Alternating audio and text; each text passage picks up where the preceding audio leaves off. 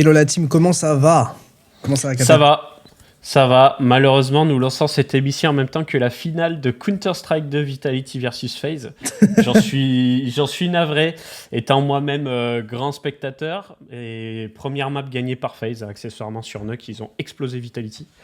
Voilà, mis à part ça, ça va nickel. On a eu le Solana Breakpoint où on n'a pas répondu présent exceptionnellement. Par contre, j'ai bien suivi l'événement online. J'attendais à plus de choses de la part de Solana, mais je pense qu'ils n'ont pas été bons sur les timings. On va parler peut-être un peu macro aussi avec cette histoire Japon, et puis on va parler bien entendu de Bitcoin et des alts, qui est un marché assez calme, on peut le dire. Ouais, c'est un marché il me fatigue pas spécialement parce que au final il se passe rien. C'est ça, il donne envie de Et regarder ailleurs. j'en profite pour faire d'autres choses. Mais c'est vrai qu'en ce moment c'est un petit peu le calme plat, je trouve. Complètement. À la fois sur BTC, à la fois sur Ether, à la fois sur même les assets que je regarde, dont Hype, etc. En fait, pour l'instant, il n'y a rien de très Mm. satisfaisant. Après, pour moi, on arrive probablement à une décision prochainement, dans le Mm. sens où ça fait quand même à peu près un mois qu'on consolide ici sur BTC. Donc voilà, je pense que on va avoir une décision assez rapidement. Personnellement, je suis toujours en stable. Donc je farm toujours des trucs à gauche à droite, du Morpho, Hyperland, AAV, Liminal, Ethena, toutes ces choses-là. C'est les choses que je regarde sur du stablecoin. C'est pas les APY de l'année, quoi, mais pour un marché qui Mm. est aussi calme et sur lequel il y a des opportunités de rendement, mais qui sont pas énormes, je me concentre sur ça pour faire fructifier mes stablecoins. Parce qu'honnêtement, sinon, quoi faire? Mais beaucoup de choses très intéressantes qui arrivent, notamment encore une fois du côté d'Hyperliquid, en tout cas c'est ce qui m'intéresse, avec le Ouais. BLP. Donc en gros ça va être un système, en fait c'est comme si AAV était intégré dans Binance. C'est comme si AAV était intégré à Lighter d'une certaine manière, où en gros tu vas pouvoir tout simplement lend, donc mettre tes actifs Mm. entre guillemets en jeu pour obtenir un rendement dessus. Et tu vas pouvoir emprunter contre. Et l'énorme chose qui ressort de ça, c'est qu'une fois que tu activeras le mode portfolio margin, en fait, ça dépend si tu prends des positions ou pas, mais automatiquement, tes collatéraux seront en train de yielder, en fait. Et du coup, vu que ce sera automatique pour les gens qui activent ce mode-là, évidemment, c'est pas sans risque, mais c'est intégré au Layer 1 lui-même. Donc, s'il y a un problème, c'est un problème pour tout. Et je pense qu'ils ont pas bâclé ça, qu'ils ont bien fait ça auditer et tout. Mais du coup, l'intérêt, c'est que si avec le portfolio margin, on peut utiliser des assets qu'on a pour trader avec sur les perps, sur le spot, ou même qu'en plus de ça, la majorité des gens se mettent dans ce mode-là. C'est-à-dire que si la majorité des gens se mettent dans ce mode-là, la majorité des gens supply par exemple de l'USDC parce que c'est la balance de base que tu as. Mm.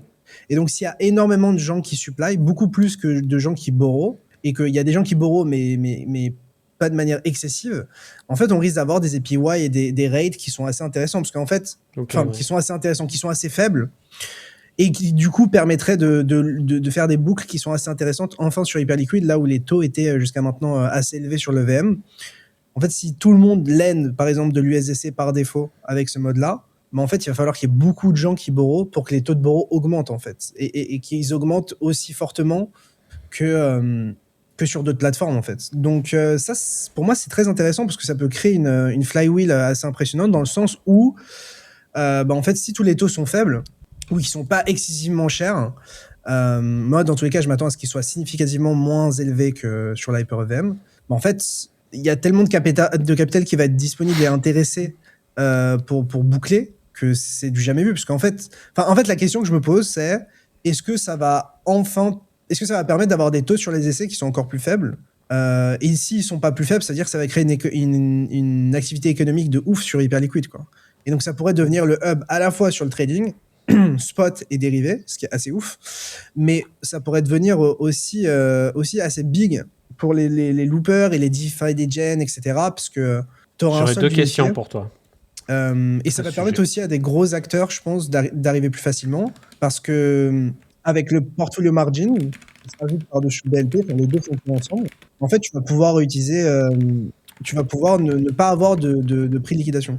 On entend pas mal ton clavier si jamais.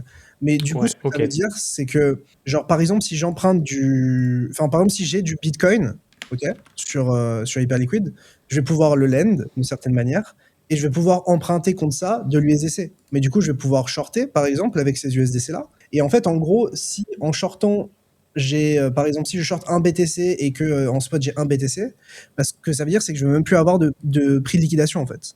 Donc le risque d'ADL existera toujours, parce que le risque d'ADL est très différent du risque de liquidation en soi. L'ADL, il intervient seulement en dernier recours quand il n'y a plus assez de liquidité dans l'order book pour que l'exchange ou le DEX puisse unwind les positions. Et donc, il va avoir tendance à unwind les positions des gens qui sont les plus en profit pour permettre de liquider les gens qui se font liquider de l'autre côté. Donc, c'est un dernier recours dans les étapes de liquidation. Donc, ce risque-là, il existera toujours, comme sur tous les exchanges. Mais ça veut dire que, hormis ADL, il n'y a pas de risque de liquidation. Donc, s'il n'y a pas de risque de liquidation, ça veut dire qu'il y a beaucoup plus de gens qui vont scaler des positions. Et pour moi, ça, à mon sens, on va me prendre pour le fou du bus, mais pour moi, c'est une des plus grosses news de ce mois-ci en DeFi, parce que s'ils arrivent à accomplir la vision qu'ils ont en tête sur ça, enfin, Hyperliquid, ça va devenir beaucoup plus gros. C'est-à-dire que, enfin, moi, je pense que vraiment les open interest peuvent augmenter fortement. Je pense que le trading volume et les trading fees peuvent aussi augmenter très fortement, parce qu'en fait, tu vas permettre à des gens qui ont déjà des assets de pouvoir les utiliser pour pouvoir trader ou faire des boucles en DeFi, en fait. Et en fait, ça veut dire que tu n'es plus seulement cantonné aux USDC que les gens ont, tu vas permettre aux gens qui ont des assets de pouvoir emprunter des USDC et trader avec, par exemple, ou d'emprunter d'autres choses. Donc au début, ça va être Hype, USDC, BTC. Mais je pense que c'est déjà assez énorme, et je pense que ouais, ça peut créer une sorte de... On verra à quel point les taux sont hauts ou faibles, mais s'ils arrivent à tout bien exécuter, je pense qu'on peut avoir une sorte de petite DeFi renaissance autour de ça. En tout cas, sur le côté Hyperliquid, c'est un truc qui me rend très optimiste. Et dans le CTFR, j'ai l'impression que personne n'en a parlé, honnêtement. Bon, après, je pense mais je pense que l'info, elle est moins passée. Ouais. Mais c'est vraiment gargantuesque, quoi. Tu m'entends bien ? Ouais. J'ai changé le micro. Ouais, ok, super. Comme ça, on n'entend pas le clavier. 2 questions, du coup. Ça arriverait quand ? Ah, je croyais que tu allais poser la deuxième. En gros, ça arriverait très bientôt, parce que tout est déjà en testnet. Le BLP, ça fait un moment qu'ils en parlent, mais tout est sur le testnet, et moi, de ce que j'ai compris des annonces, ça risque d'arriver très très vite. Dans les semaines. Donc moi, j'irais d'ici un mois max live. J'avoue que le CTFR est un peu mort en ce moment. J'ai l'impression qu'il reste que les courageux ou les gens qui se font taper sur la gueule. Mais je préfère quand il est mort plutôt que quand c'est la chasse aux sorcières tous les jours. Ah, mais c'est mort, plus c'est une chasse aux sorcières pour les restants. Ouais. Et deuxième question, du coup, c'est quoi le risque que ça peut apporter aux gens qui prêtent ou qui empruntent ? Il y a des risques quand même dans ce bordel ? En fait, en gros, ce qu'il faut comprendre, c'est que tu as Hypercore, qui est un peu le moteur primaire de Hyperliquid sur lequel se basent tous les trades. Et ce moteur-là, il est intégré dans le L1, en fait. C'est comme si tu avais un trading engine, un matching engine, toutes les fonctionnalités clés de Hyperliquid sont intégrées dans le L1 lui-même, en fait. Donc c'est comme si Ethereum était un DEX lui-même, tu vois, genre tout est dans le L1. Donc en gros, s'il y a un problème sur un truc comme ça, c'est vraiment problématique, parce qu'en gros, enfin, de ma compréhension, tu as un risque que toute la plateforme saute. Hein. On va pas se mentir. Mais ce qui me rend plus enthousiaste à ce sujet-là, c'est que je pense pas qu'ils font les choses n'importe comment. Je pense qu'ils ont audité ça de malade. Mais du coup, c'est pas un environnement, c'est pas un environnement cloisonné. Ils vont tout mélanger du coup. Oui, parce qu'en fait, en gros, avec ton portfolio margin, tu vas à la fois pouvoir emprunter pour trader en spot, ou à la fois pouvoir emprunter pour trader en perp, en fait. Et genre, si ton L factor il baisse trop, en gros, tes assets ils vont être liquidés directement dans les order books. Donc, soit en spot, soit en perp, selon tes positions. Ouais, ok. Et ce qui va être déclenché en premier, ça va dépendre des oracles et tous ces trucs-là. Donc, en fait, le risque en soi, c'est qu'il y ait des gens qui en profitent pour trop se leverager, que derrière, le système doive les liquider, et qu'en les liquidant, il n'y ait pas assez de liquidité dans l'order book pour pouvoir encaisser ces liquidations-là. Mais là où ça va se jouer, c'est sur plusieurs paramètres, notamment la LTV, c'est-à-dire à quel point tu vas pouvoir emprunter contre ton asset. Donc par exemple, si je mets $1000 du Bitcoin, combien je peux emprunter ? Si je peux emprunter $900, la LTV est de 90%, et donc à ce moment-là, ça permet beaucoup plus de boucles et ça rend le truc super capital efficient, mais c'est beaucoup plus risqué, parce que les gens vont beaucoup plus sizer, et donc le risque de liquidation, il augmente avec la LTV qui augmente en soi. Mais si la LTV est raisonnable, bah, à ce moment-là, il y aura toujours des liquidations on-chain. Enfin, c'est le principe même d'un money market, tu vois, comme AAV, comme Morpho, etc. Mais ça devrait être plutôt chill. Et donc là, de ce qu'on a vu sur les données testnet, c'est que Hypes aurait une LTV de 50%. Alors, je sais pas à quel point ça va évoluer quand ce serait live, mais c'est-à-dire que pour $1000 de Hype que tu lends, tu peux emprunter pour 50% de ça, donc $500. Quelque chose aussi à prendre en compte, c'est que lender, ça va te rapporter de l'argent. Et ça, ce sera fait de manière passive, quoi. Donc, tu n'auras rien à faire, automatiquement, ça se fera. Donc, en gros, comme je disais, ça, c'est une énorme feature parce qu'en fait, ça va permettre au money market, enfin, au BLP, qui est donc en gros le AAV de Hyperliquid dans le L1, d'être très rapidement, très efficient, avec beaucoup de liquidités disponibles, etc. Et donc, c'est pour ça que moi, je pense que c'est vraiment un game changer. Genre, vraiment, pour moi, ça, c'est aussi gros, voire plus gros que les marchés HIP3. Parce que les marchés HIP3, c'est entre guillemets à part, enfin, c'est genre des marchés perp. Mais le BLP, il va te permettre, enfin, les collatéraux que tu utilises que tu empruntes, tu vas pouvoir l'utiliser à la fois en spot, à la fois sur les dérivés, mais aussi sur les HIP3. Et donc, à terme, moi, je pense la vision, c'est quoi? C'est qu'ils vont tokeniser aussi la partie stocks, et donc que tu vas pouvoir être delta neutral sans risque de liquidation sur du Tesla, sur du Nvidia, sur du S&P 500. Tu vas pouvoir avoir la même chose sur BTC. Tu veux louper? En gros, tu mets tes BTC, t'empruntes à 2%, je sais pas, tu vas sur un autre produit et tu boucles. Et vu que les taux seront probablement plus faibles que la majorité des endroits, en fait, tu pourras beaucoup plus boucler. Et donc, c'est pour ça que genre, ça crée une flywheel, parce que plus tu as des gens qui empruntent et qui supply, plus ça ramène d'activité, parce que plus c'est probable qu'il y ait des gens qui trade ou qui payent des frais, ou qu'il y ait de l'argent qui se déverse, par exemple, sur l'Hyper-EVM. Et c'est un peu ça le problème, c'est que jusqu'à maintenant, par exemple, sur l'Hyper-EVM, genre, tout est audité, c'est des forks pour la majorité, genre, on réinvente pas la roue, etc. Mais je pense que Hyperliquid te donne beaucoup plus de garanties qu'un Felix ou un Hyperlend, en tout cas dans ta tête, quoi. Et du coup, en fait, tous les gens qui avaient un petit peu peur de tout ça, ils vont pouvoir le faire. Et le gros truc qui pourrait arriver, je sais pas à quel point ça arrivera, mais c'est si tu as un LST, par exemple, dessus. Parce que c'est-à-dire que tu pourras avoir ton hype qui est staké nativement, sur lequel tu gagnes du yield dans le supplyant, et en plus de ça, tu peux l'utiliser pour emprunter. Donc en gros, ça veut dire que même les gens qui stake leur hype, peut-être un jour, ils pourront utiliser ce capital pour faire d'autres choses avec. Et en fait, vu que tout est beaucoup plus capital efficient, le capital bouge de manière plus efficiente, ça ramène plus d'activité économique et c'est énorme. Ouais, c'est ça ramène de l'activité en principe. Et c'est pour ça que beaucoup de gens vont sur AAV, notamment pour boucler. C'est parce que c'est là où il y a les taux qui sont les plus faibles. Parce que quand tu empruntes à 7%, ou à 8%, ou à 9%, c'est-à-dire que ta boucle derrière et l'asset dans lequel tu vas placer tes sous que tu vas emprunter doit générer énormément de rendement pour pouvoir compenser ce que ça te coûte d'emprunter. Mais si ça te coûte beaucoup moins cher d'emprunter, tu peux boucler infiniment plus. Et c'est pour ça que, par exemple, on regarde Ethena. Ethena, ils ont scale grâce à quoi? Ils ont scale grâce à deux choses. Grâce à AV, sur lesquels ils ont eu le hard code à $1 pour l'USDE, et en gros, tu peux emprunter de malade. Et le deuxième point, c'est Pendle. Et donc, en fait, les mecs, ils ont verrouillé du yield via les PT, et après, ils ont permis aux gens de lend supply leur PT sur AAV pour à la fois emprunter encore pour prendre plus de capital et avoir plus de PT ou d'autres choses. Et donc, en fait, ce que ça fait, c'est que quand tu as des taux qui sont faibles, tu as des protocoles comme Ethena qui se font boucler à mort, parce que les gens veulent extraire le maximum de yield. Et quand les taux augmentent, à ce moment-là, si Ethena ne provide toujours pas un assez bon yield via les PT ou d'autres choses, en fait, tu as des boucles qui vont devenir moins rentables, en fait. Donc, c'est pour ça que genre c'est compliqué, et que genre tu vois Ethena scale autant à la hausse qu'à la baisse, c'est parce qu'en fait, c'est des boucles. C'est tout simplement des gens qui bouclent, et en fait, au bout d'un moment, genre, c'est juste plus rentable de boucler, et du coup, les mecs débouclent, et en fait, du coup, ça te fait un pattern Tour Eiffel où ça monte et ça redescend aussi vite, quoi. On comprend rien. Après le 10 octobre. Alors, si vous avez des questions, n'hésitez pas à me les poser dans le chat. Je me permets de simplifier ce que tu dis. En fait, c'est exactement comme, vous voyez le titre de cette émission, on vous parle justement de potentiellement le Japon créerait un choc financier mondial.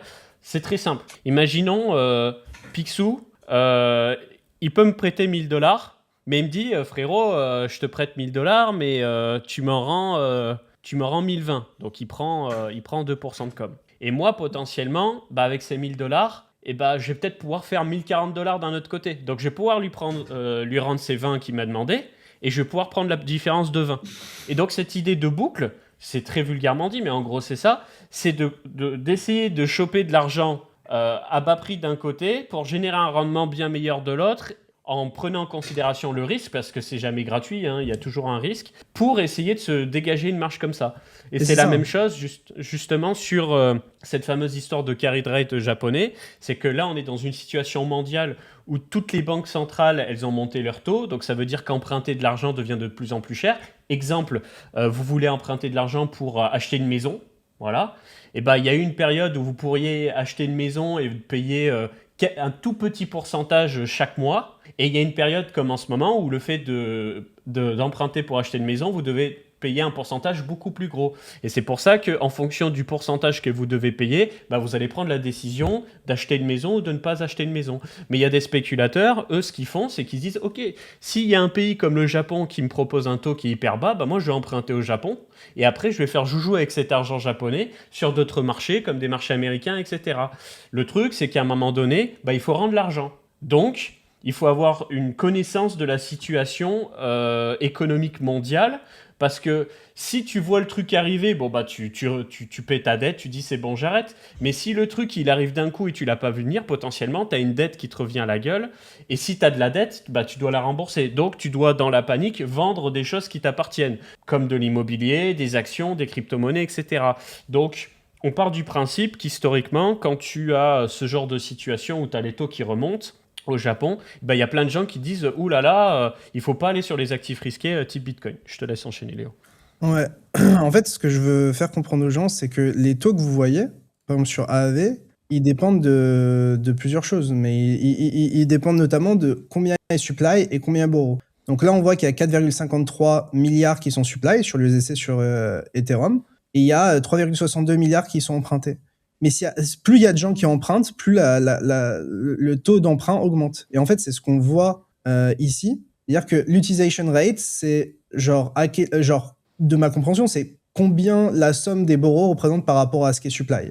Et plus l'utilisation rate est élevée, plus l'APY pour emprunter est élevé. Or, s'il y a peu de gens qui borrow par rapport à ce qui est supply, bah à ce moment-là, les taux vont baisser. Et donc, en fait, s'il y a beaucoup de gens qui supply, mais très peu de gens qui borrow, bah, ça coûte pas cher de borrow. Et vu que HL veut par défaut, pour les gens qui ont activé ce mode-là, mettre les actifs entre guillemets en lending, ce que ça veut dire, c'est que tu auras probablement genre beaucoup de gens qui supply par rapport aux gens qui borrow. Et donc, en fait, alors peut-être je dis de la merde, moi c'est ma compréhension de la chose, les gars. Mais voilà, et c'est comme disait Capet, c'est par exemple, c'est comme si je vais à la banque et ils me disent, tu peux emprunter de l'euro à 2%, ou du dollar, par exemple, du dollar à 2%. Je sais pas, c'est théorique. Hein.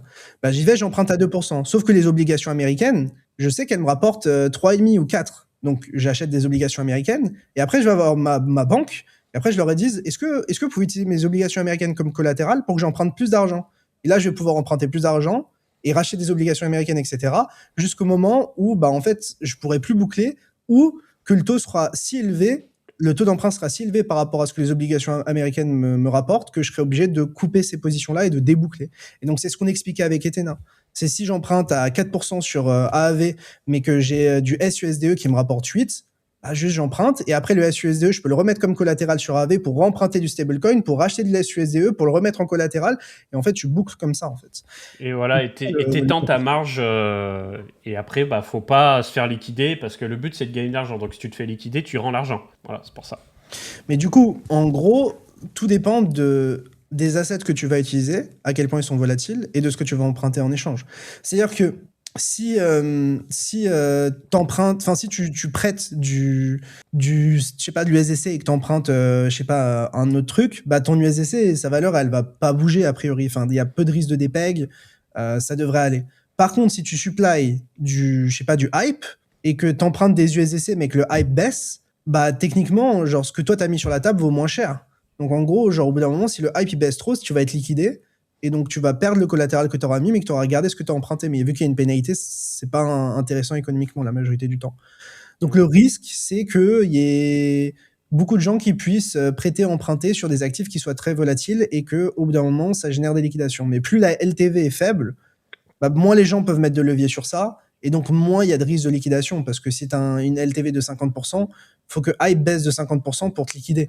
Et Hype, je pense que ça lui arrive quand même régulièrement de baisser de 50%, mais ça lui arrive pas non plus tous les jours. Par contre, sur un BTC qui a une valeur qui est aussi beaucoup, aussi, mais qui est moins volatile que Hype, bah, du coup, je pense que la LTV serait plus haute, quoi. Pas supply, mais lend, mais c'est la même chose. Enfin, quand tu vas sur les interfaces, tu supply du collatéral, quoi. Donc, tu lend ton collatéral. Donc voilà. Donc, s'ils arrivent à offrir ça, c'est très intéressant parce que ça permettrait, par exemple, moi, imaginons, c'est très peu le cas en ce moment, enfin, j'ai quasiment pas de hype, mais imaginons, je crois vraiment en hype, mais toutes mes liquidités sont prises par le fait que je détiens mes hype en spot. Bah, au lieu de, par exemple, acheter mes hype sur les dérivés et d'avoir du levier dessus, je peux juste les garder, mes hype spot, les lend et emprunter du stablecoin en échange pour derrière faire d'autres choses en DeFi, par exemple, ou pour acheter d'autres choses. Donc, ça va libérer, je pense, beaucoup d'efficience de capital. Et je pense que ça peut être un énorme catalyseur d'une croissance sur HL. Enfin, en tout cas, pour moi, c'est une énorme news. Après, on verra dans les faits ce que ça donne, à quoi ça ressemble, etc. Mais en tout cas, je voulais vous en parler parce que ça me semble tellement gros. Enfin, en gros, c'est le protocole qui ramène le plus de cash en crypto, hors stablecoin, qui garde tout pour eux, bien sûr. Et on va avoir une fonctionnalité qui peut drastiquement augmenter ses revenus et l'activité dessus. Donc, je me permets de réinciter dessus et je te redonne la main, Capet. Pas de souci. Bah écoute, je te propose d'enchaîner rapidement sur l'actualité. Allez. Et après, on prendra des questions du chat. C'est que voilà, il s'est passé pas mal de choses. Donc je vous propose de regarder ça tout de suite. Confirme-moi que tout est bon. Parfait. Bon, comme d'habitude, merci beaucoup à Bitpanda de sponsoriser cette émission. Et d'ailleurs, je tiens à vous rappeler que Bitpanda vous permet aussi d'acheter des actions. Voilà.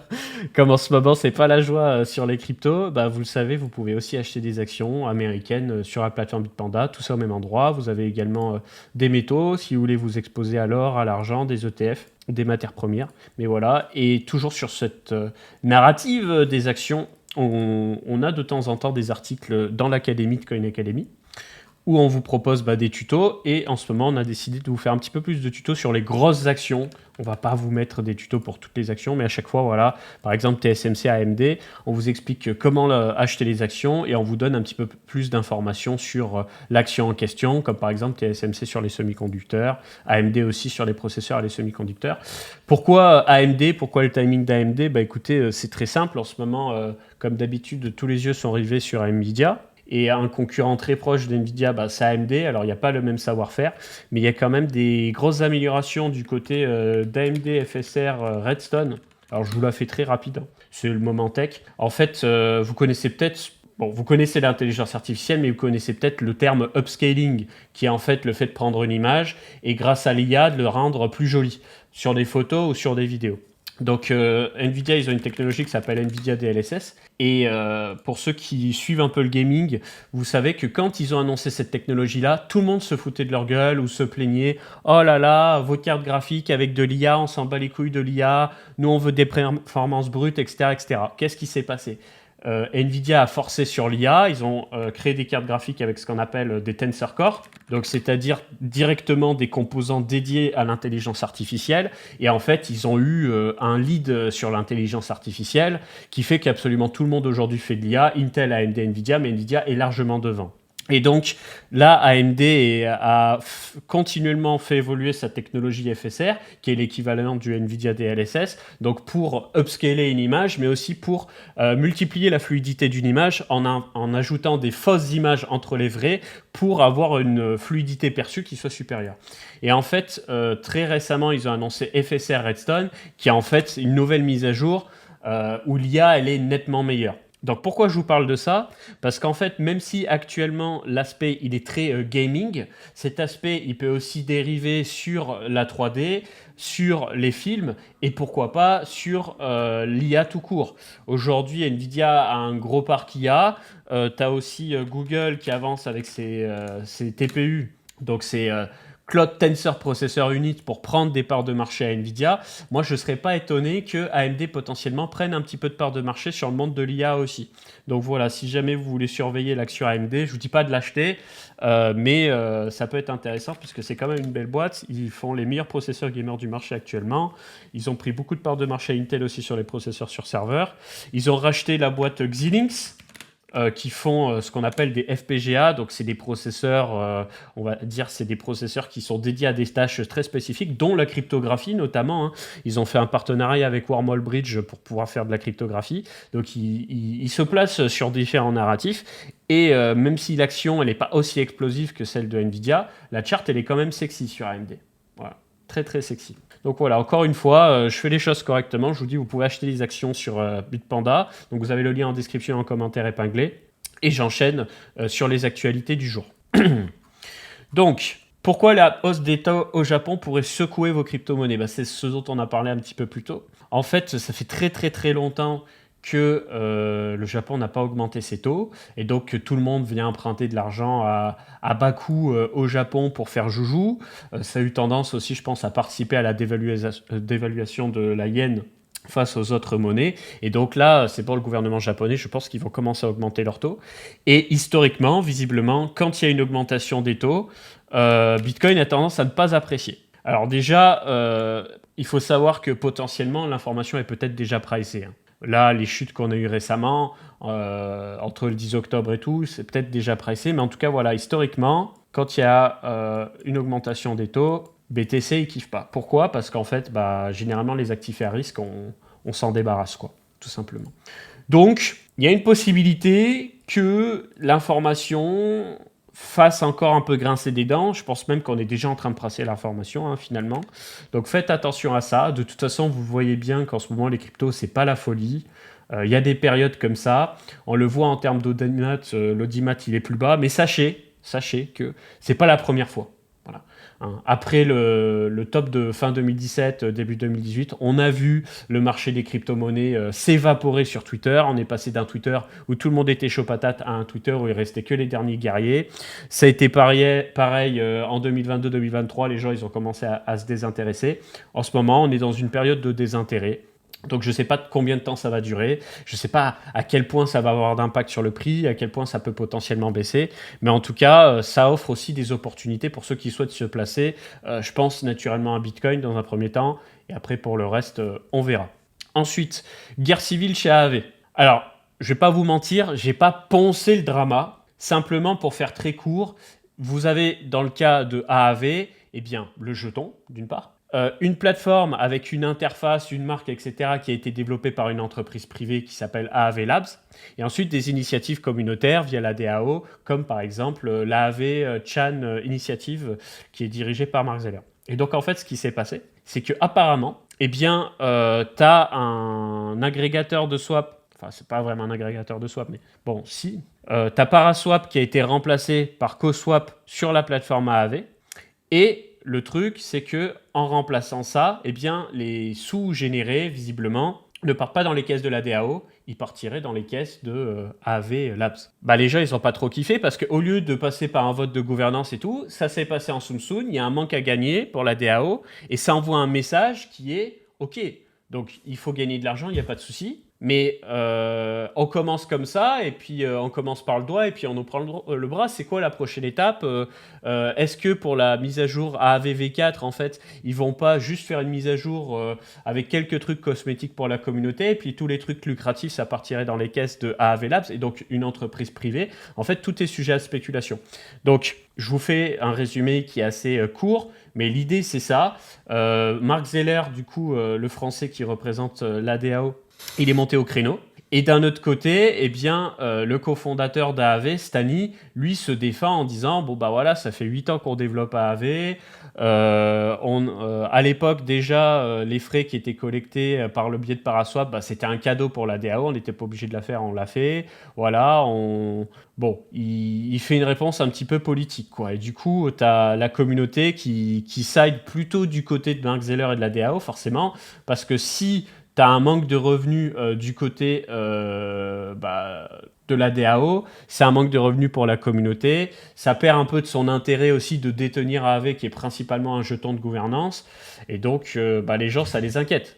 Non, mais surtout que ça représente pas mal d'argent à l'année, en fait. Donc, ouais. Mais j'ai suivi les tweets, j'ai suivi les dramas et tout, mais ouais, ça donnait l'impression que Stani voulait pas trop que ça se sache ou que ça se fasse. Enfin, c'est bizarre que c'est changé en même temps que l'intégration, quoi. Genre, c'est... Ouais, ouais. Bah, c'est surtout la réponse, elle est très politique. Et puis le fait que Zeller, il monte au créneau contre AAV d'une certaine façon, tu vois. Et puis, j'ai pas suivi tous les tweets, mais j'ai vu que ça s'est envoyé des pics sévères en mode oui, mais AAV Labs, faut bien qu'il mange et tout, machin. Ce qui est factuellement vrai, hein. Mais c'est juste que c'est toujours une vraie difficulté d'aligner ses intérêts économiques perso en tant qu'entreprise et les intérêts de la communauté. Et on a vu un peu ça avec DYDX, tu vois. On peut pas rentrer trop dans les détails sur ce sujet-là, mais vous l'avez vu de l'extérieur, où en fait, tu as DYDX qui a beaucoup évolué, et puis il y a eu cette V4, où en fait, ça a commencé à beaucoup moins évoluer, et nous, on l'a vu. Voilà, on peut pas trop vous en dire, mais simplement, tu avais beaucoup de demandes de la part de la fondation ou de la communauté. Et côté développement via l'entreprise privée derrière DYDX, ça laguait pas mal, quoi. Ça laguait vraiment pas mal. Et c'est pour ça que d'ailleurs Hyperliquid a pris des parts de marché. Donc en fait, être une entreprise privée et une DAO en même temps, c'est très souvent, peut-être même à chaque fois, le bordel sur ce marché. Donc il faut choisir. Et du coup, on va voir dans les prochaines semaines quel impact ça aura sur AAV, tout simplement. Hein. Ensuite, BlackRock dépose un formulaire S1 pour le lancement d'un ETF Ethereum avec staking. Donc ça ne veut pas dire qu'il est prêt, il n'est pas envoyé, c'est juste un dépôt de formulaire. Donc ça va mettre un certain temps, probablement quelques mois. Mais en tout cas, il faut savoir qu'actuellement, voilà, quand vous pouvez aller sur le site farsight.co.uk pour regarder les différents ETF. Donc nous, on va s'intéresser à celui d'Ethereum. Et vous noterez qu'il y a une nouvelle mention qui s'appelle staking avec en attente, justement pour les différents ETF, sauf dans le cas de Grayscale où il est intégré.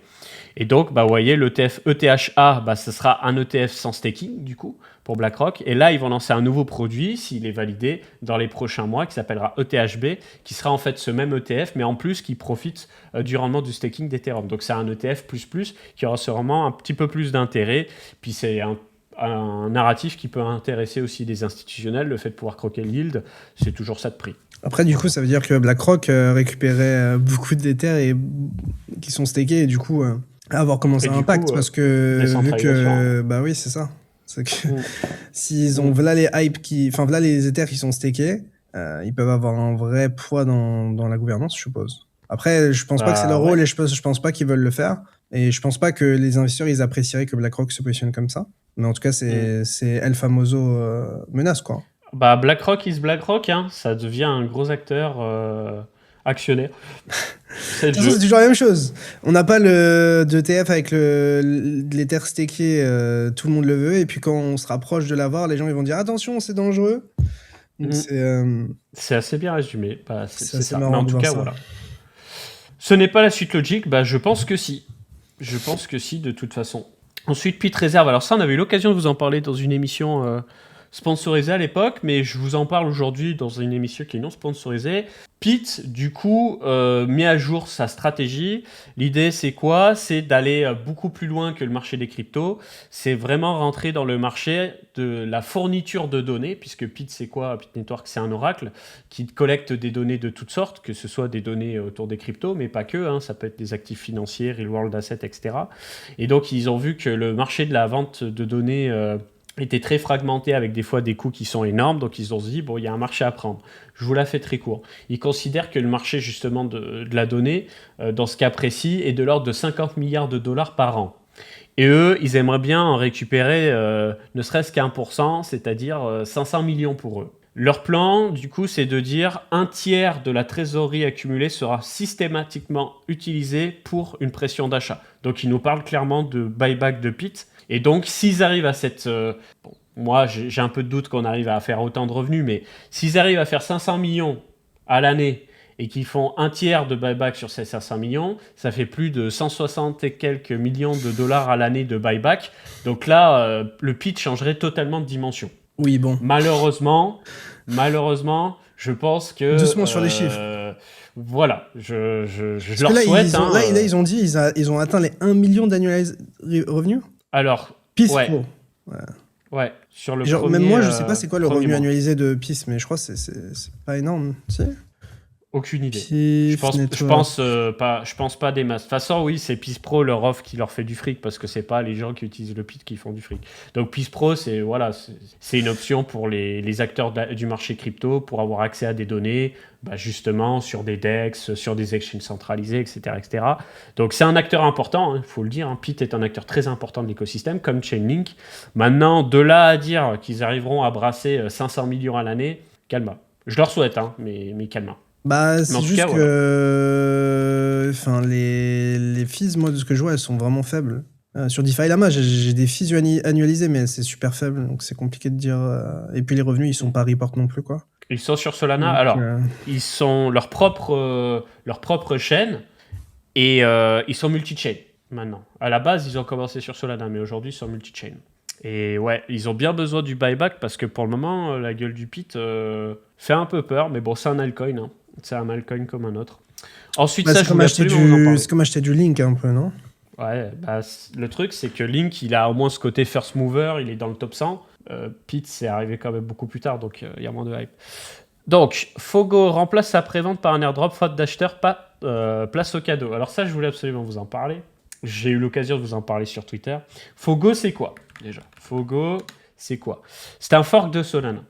C'est un fork de Solana, donc ça veut dire qu'ils ont pris le code informatique de Solana, ils l'ont copié, ils ont changé des réglages dessus, de sorte à ce que ce soit un système qui soit beaucoup plus centralisé, mais comme il est beaucoup plus centralisé, il est en théorie beaucoup plus performant. Le truc, c'est que leur narratif tombe un peu à l'eau. Je m'explique. Je peux me tromper, mais je pense pas me tromper sur ce coup-là. En fait, souvenez-vous, il y a 2-3 ans, on vous disait Solana est très rapide, mais il peut être encore plus rapide avec Solana Firedancer. Puisque d'un côté, on avait un client Rust qui s'appelait Agave, qui avait plein de bugs, plein de trucs à régler, et tu avais ce fameux Solana Firedancer qui est en langage C++ et qui a été refait totalement de zéro pour améliorer tout ce qui est networking, exécution, etc. Vous l'avez vu, Solana Firedancer a mis beaucoup de temps à arriver. Et en fait, pendant que Solana Firedancer mettait du temps à arriver, le client original de Solana, donc Solana Agave, n'a fait que s'améliorer. Et je suis énormément des techniciens de Agave. En fait, on peut se le dire, aujourd'hui, Agave est aussi puissant que Firedancer, sauf que Agave, il est live, alors que Firedancer, il est... Bon, maintenant, il est live, mais dans une petite quantité. Et donc, en C'est fait, la même Fogo... perf maintenant? Ouais, ça se vaut. Ça se vaut large. Tellement Ok. ils ont optimisé le truc, c'est une dinguerie. Parce que justement, même la partie networking, ils sont en train de l'intégrer. Et en fait, ils utilisent, je suis pas spécialiste, hein, mais ils utilisent un truc qui s'appelle XDP, qui est un truc qui te permet de bypasser le kernel, donc c'est-à-dire la communication entre le logiciel et le matériel, qui est une source de latence énorme, pour avoir toute la partie networking. Et en faisant ça, ils ont, je crois, multiplié par 200 la rapidité d'accès aux données, fois 200. Et tu ajoutes à ça toutes les optimisations à côté, bah, ça fait que là, le Solana qui arrive en 2026, il va être exceptionnel pour un Layer 1. Bon, je m'égare. Et du coup, bah, Fogo, bah, le truc, c'est que Fogo, dans l'équipe, tu as des fondateurs de Firedancer, certes. Mais le truc, c'est que Solana est tellement en train d'évoluer que la proposition de valeur de Fogo, pour moi, elle est quasiment nulle. Parce que bah, c'est pas Solana en fait. C'est une chaîne à part avec 21 validateurs qui va devoir se refaire tout un écosystème, absorber les liquidités, avoir des compatibilités avec les wallets Backpack, Phantom, etc., etc. Donc je pense qu'ils en sont conscients et que du coup, ils ont voulu se dépêcher parce que là, tu as le Solana Breakpoint qui est arrivé. Ils se sont dit, bon, Solana Breakpoint, ils vont annoncer toutes les nouveautés. On va comprendre par A plus B que Solana va tout baiser. Donc, mon truc, il va être obsolète très vite, quoi. En sachant qu'ils avaient levé des fonds à 100 millions apparemment dans un premier round, 200 millions dans un second round. Bah là, ils se sont dit, bah, on vous fait un cadeau, les gars, on vous propose d'investir 1 milliard. Bah, du coup, la communauté, elle n'a pas kiffé. Elle n'a pas kiffé du tout. Donc, un peu tout le monde leur a chié dessus, hein, qu'on se le dise, dont moi, hein, j'ai fait un tweet un peu taquin. Et bah voilà, en fait, même en pré-marché, ça a tout de suite donné le ton. Hein. Je regarde le pré-marché hyper liquide. On est passé en dessous d'1 milliard très rapidement. Et en fait, ils ont dit, ouais, bah en fait, c'est bon. On annule la pré-vente. Et puis ceux qui ont utilisé le testnet ou qui ont accumulé des points, on vous fait un airdrop, on vous met bien. Voilà, pour un petit peu temporiser. Donc, du coup, lancement du mainnet le 13 janvier. Avec, j'imagine, le jeton, du coup. Et je pense que... Je ne leur souhaite pas, hein, mais je pense que Fogo est dead on arrival. Parce que la proposition, c'est quoi? C'est de dire on a une chaîne Solana-like, avec un block time un petit peu plus rapide qu'Hyperliquid, mais avec aucune communauté, avec potentiellement un airdrop qui va pas être terrible, etc. Pour moi, elle est morte à l'arrivée, la chaîne. Maintenant, je peux me tromper, mais on verra. Moi, je suis investisseur éco, Ouais. Mais je pense pas que ça va très bien se passer. Je suis pas un très bon Je pense que feeling. tu vas être break-even. Je pense que tu vas être break-even sur ton invest. Hein. Ou peut-être tu as dégagé une petite. Et encore, t'es Je bloqué, sais non? je suis bloqué T'as pas tout longtemps, accès. ouais. Ouais. Bah, vous voyez, les pré-sales, encore une fois, hein, on parle toujours des bons coups. Ouais, lui, il a fait x50, machin, tout, mais on parle pas assez des mauvais coups. Et franchement, en pré-sale, vous pouvez vous faire dézinguer très vite. Parce qu'en fait, tu peux dire, ah bah c'est bon, je suis en x3, mais tu peux pas vendre. Et le jour où tu peux vendre, bah t'es déjà dans le négatif, quoi. Donc c'est ça qui est un peu horrible. Ensuite, donc Tether a tenté de s'acheter le club Juventus de Turin. Il faut savoir que l'actuel CEO de Tether est italien, qu'il adore ce club, que c'est quand même un club historique hein, dans le football, qui en ce moment a des dettes visiblement. Donc ils ont proposé 1,1 milliard d'euros, pardon. 1,1 milliard d'euros pour l'acquisition et Paolo était même prêt à rajouter 1 milliard après. Ah ouais? La famille, ouais. Et bah la famille, elle a dit Non. merci, mais non. La Juve n'est pas à vendre. Alors vous avez peut-être vu sur Twitter des ouais, nous ne vendrons pas la Juve à un projet crypto. Non, ils ont juste dit n'est pas à vendre. Voilà, c'est notre bébé. Il y a touche. même le directeur de Ferrari qui a dit que la Juve n'était pas à vendre et tout. Enfin, C'est c'est possible. allé loin. C'est possible. Enfin, le président de Ferrari, je crois. Ça, je l'ai pas vu, pour le coup. Voilà, ensuite, ça, je voulais vous en parler aussi parce que ça m'a fait rigoler. Circle veut lancer un USDC X, qui est en fait un USDC avec de la privacy, mais pas de la privacy dans le sens Monero ou Zcash, plutôt de la privacy pour vous, les moldus, mais pas pour les banques et les régulateurs. C'est-à-dire que si une banque, un régulateur veut accéder à une donnée, bah, il demande une clé de déchiffrement à Circle, du coup, il la donne et ils peuvent avoir accès de manière transparente à ces informations transactionnelles. Par contre, nous, les moldus, on regarde pas, on voit pas. Et du coup, cet USDC X arriverait sur la blockchain Aleo. Je pense que personne ne connaît Aleo, ou quasiment personne ne connaît Aleo dans le chat, c'est normal. Bah, ça fait partie de ces projets où, on peut le dire, les VC, même les VC, se sont fait complètement dézinguer. Ils avaient levé un pognon monstre, au moins 200 millions, peut-être même beaucoup plus que 200 millions. Laissez-moi regarder. Combien ils avaient levé? On le voit où ça? Fundraising, voilà. 300 millions de dollars ils avaient levé. Je sais pas si vous vous rendez compte. Hein. C'était la VC Chain, c'était un Starknet, mais en forme Layer 1 en gros. Donc tout ce qui est ZK et tout. Et en fait, bah, on est rentré en bear market.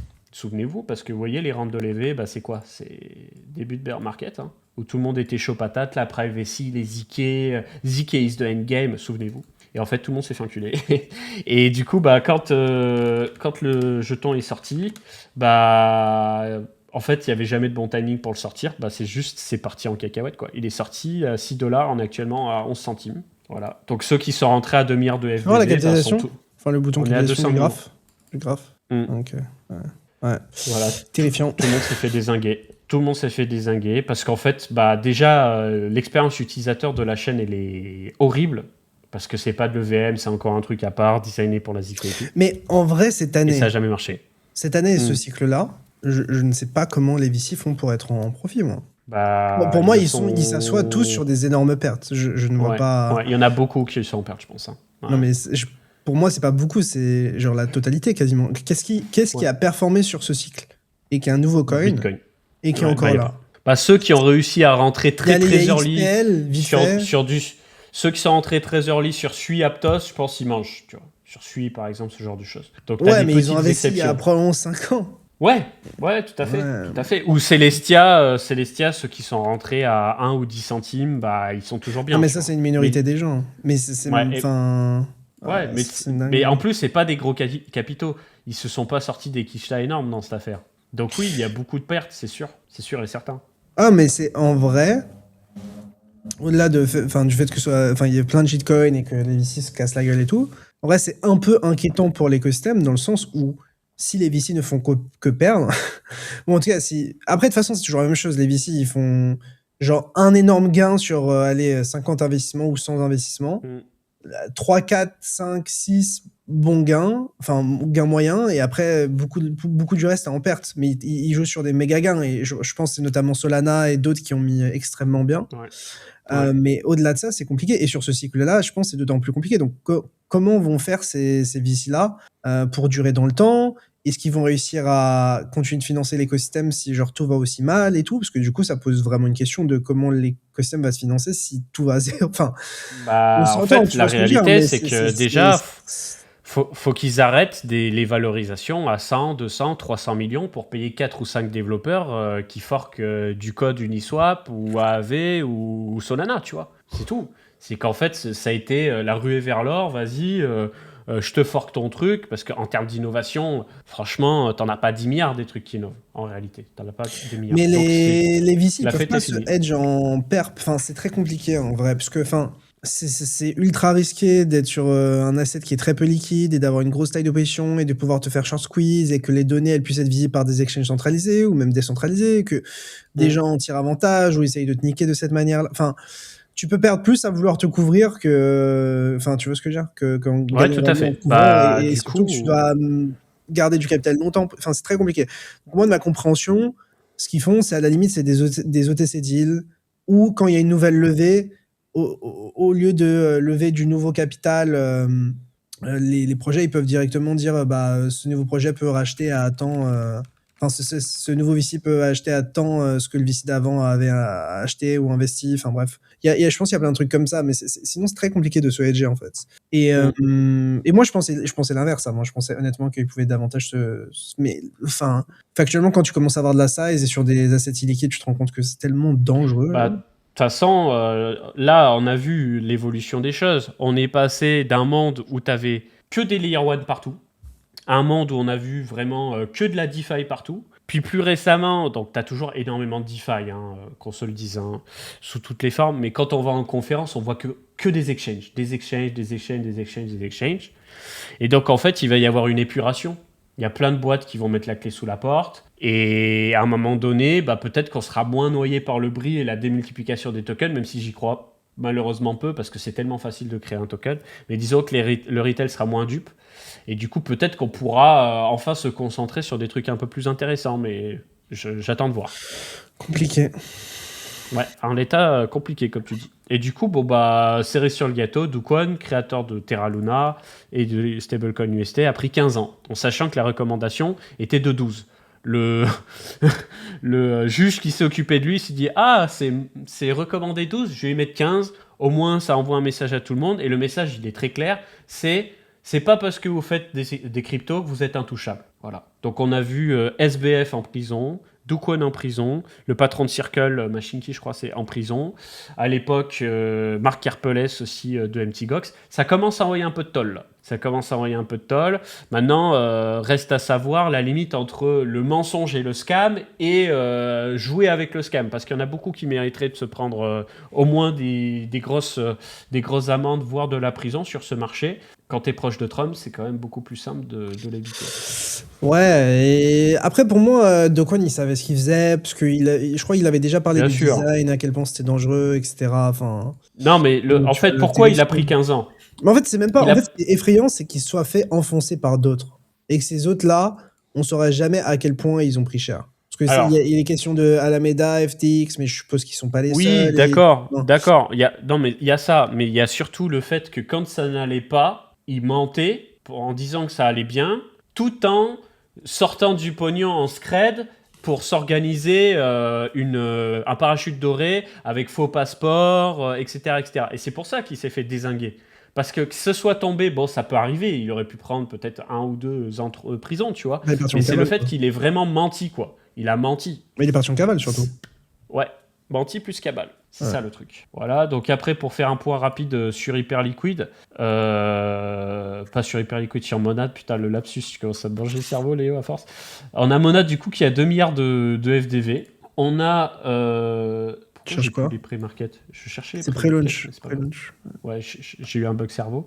De son côté, Mega ETH est toujours à 3 milliards. Alors que le dernier investissement public était à 1 milliard, et puis dans les investissements précédents, on était autour des C'est le dernier 200 espoir millions. des terres, hein, dans les L2. Ouais, ouais, clairement, clairement, clairement. Voilà. Mais Et pour vous moi, je parler un t'avoue petit... qu'en vrai, désolé de te couper, mais Pas de souci. l'avenir post-TGE d'Ethereum, du côté L2, il est terrifiant, d'un point de vue purement spéculatif, du moins.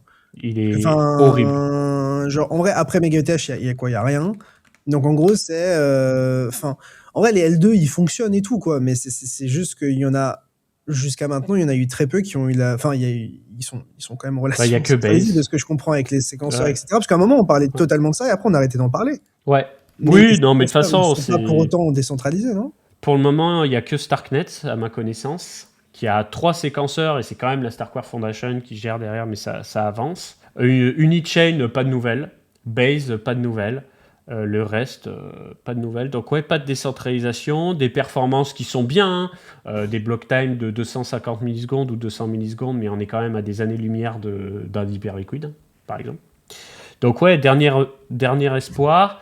Mais moi, je pense que ce qui va se passer, c'est que MegaETH va avoir un petit peu de buzz, mais le cœur de l'activité d'Ether va continuer sur Base, pour tout ce qui est memecoin, cochonnerie, simili Solana. Et tous les trucs très sérieux, ça va se passer sur le L1. Voilà, ça va se passer sur Ether. Parce que les frais ont tellement baissé que oui, c'est un petit peu plus lent, t'as pas toute cette instantanéité, mais quand tu veux tokeniser des actifs du monde réel, tu t'en bats les couilles que ça mette 1 seconde ou 2 secondes. Tu vois. Et quand tu vois ces frais-là, voilà, je pense que le L1 va reprendre de l'activité. Ouais. Mais en tout cas, c'est Voilà. un peu. Enfin, la narrative L2, elle aurait eu du mal à tenir. Hein. Complètement. Mais c'est parce qu'il n'y a pas de demande tout court sur les cryptos, à part les DEX et puis les meme coins. Hein. C'est ça la réalité. Et d'ailleurs, pour vous parler de meme coin, on a beaucoup de nouvelles par rapport à Solana. Donc Solana Penglo, au final, ce sera plutôt mars 2026. On nous disait fin 2025, début 2026. On nous parle de mars 2026. Donc testnet janvier, mainnet normalement mars. Avec la mise à jour du coup Agave 4.1. On est actuellement sur la mise à jour 3.0 ou 3.1 de Agave. Voilà. Ensuite, on a eu pas mal de talks plus ou moins intéressants, notamment celui-là, qui est factuellement vrai, où on se rend compte que les applications crypto qui font le plus de fric pour le moment, c'est justement sur des Layer 1, où les frais sont nuls ou très peu chers. Par exemple, poser des ordres et tout sur Hyperliquid, c'est gratuit. Voilà. Vous avez un frais, effectivement, mais vous ne payez pas du gaz pour poser des ordres. PumpFun, pareil, créer un token, c'est gratuit. Swapper un token, c'est très très très peu cher. Phantom, voilà, c'est Solana principalement. Axiom, Photon, Jupiter, c'est Solana. Et après, les stablecoins, où est-ce qu'ils circulent le plus? C'est soit sur Ethereum, soit sur Tron, soit sur Solana. Donc à l'exception d'Ethereum, c'est surtout dans des écosystèmes où c'est rapide et pas cher. Donc je suis assez d'accord avec ça. On a Firedancer qui est enfin live. Voilà. Quel impact ça a eu sur Solana à court terme? Aucun. Aucun, puisqu'en fait, il faut quand même qu'il y ait des mises à jour côté networking au sein du réseau pour que ça se fasse ressentir. Alors, on a eu une petite augmentation de la taille des blocs. Hein, on était passé de 48 millions de CU à 60, donc un petit 20% de performance en plus. Mais la prochaine étape, ça va être la prochaine mise à jour d'Agave qui va permettre de passer de 60 à 100 millions de CU sur Solana, donc un bon plus 60% de performance. Et quand on fait le point sur les clients validateurs, tu te rends compte qu'en fait, Jito et Agave, ça pèse 79% de la validation sur Solana. Donc en fait, Firedancer n'est qu'à 21%. C'est déjà beaucoup, vu qu'ils viennent de juste être live, non? Ouais, c'est parce que tu sais, en fait, il y a eu la période de Frankendancer qui était un mix entre Agave et Firedancer. Ok, ça comptait déjà. Et du coup, ouais, ça compte déjà. Ce qu'on appelle Firedancer ici, c'est Frankendancer et Firedancer. Voilà. Okay. Donc ça avance. Alpenglo, du coup, mars, ce qui fait que Solana va scale petit à petit. Dans d'autres horizons de scaling, il y a plein de technos qui ont été présentés. Je vais vous montrer rapidement. Alors déjà, toute la partie Solana Mobile qui est beaucoup poussée par Anatoly, il va essayer d'outsourcer cette tech en ayant des Solana Mobile qui sont fournis par Solana, mais aussi la tech hardware wallet de Solana Mobile qui tournerait avec les providers FXTech, Mediatek et TrustSonic, qui sont des très gros providers de téléphones Android. Donc il y a un monde où potentiellement dans le futur, tu as plein de téléphones Android sans le savoir qui servent de hardware wallet avec la tech de Solana en sous-jacent. Affaire à suivre. Ensuite, en termes de techno, alors ça, c'est pas tout frais, mais je vous en ai beaucoup parlé. Tu as ça qui avance, mais qui est toujours pas live, c'est la séparation du consensus et de l'exécution. Donc, on a eu des nouvelles à ce sujet-là, mais je pense que ça va être encore 1 an ou 1 an et demi. Donc, ça va participer à la décentralisation du réseau Solana, puisque justement, tu auras des nœuds validateurs qui serviront que au consensus, d'autres que à l'exécution. Et donc, toi, ce que tu veux, c'est au moins avoir beaucoup de validateurs pour le consensus. Voilà, on a Artium qui a annoncé les CSPL, donc des tokens avec de la confidentialité intégrée. Et on a également notre VC, Kyle Salami, ou Kyle Salami pour ceux qui aiment troller, qui est un des investisseurs historiques de Solana, qui nous a parlé de ACE. Et en fait, ACE, c'est quoi ?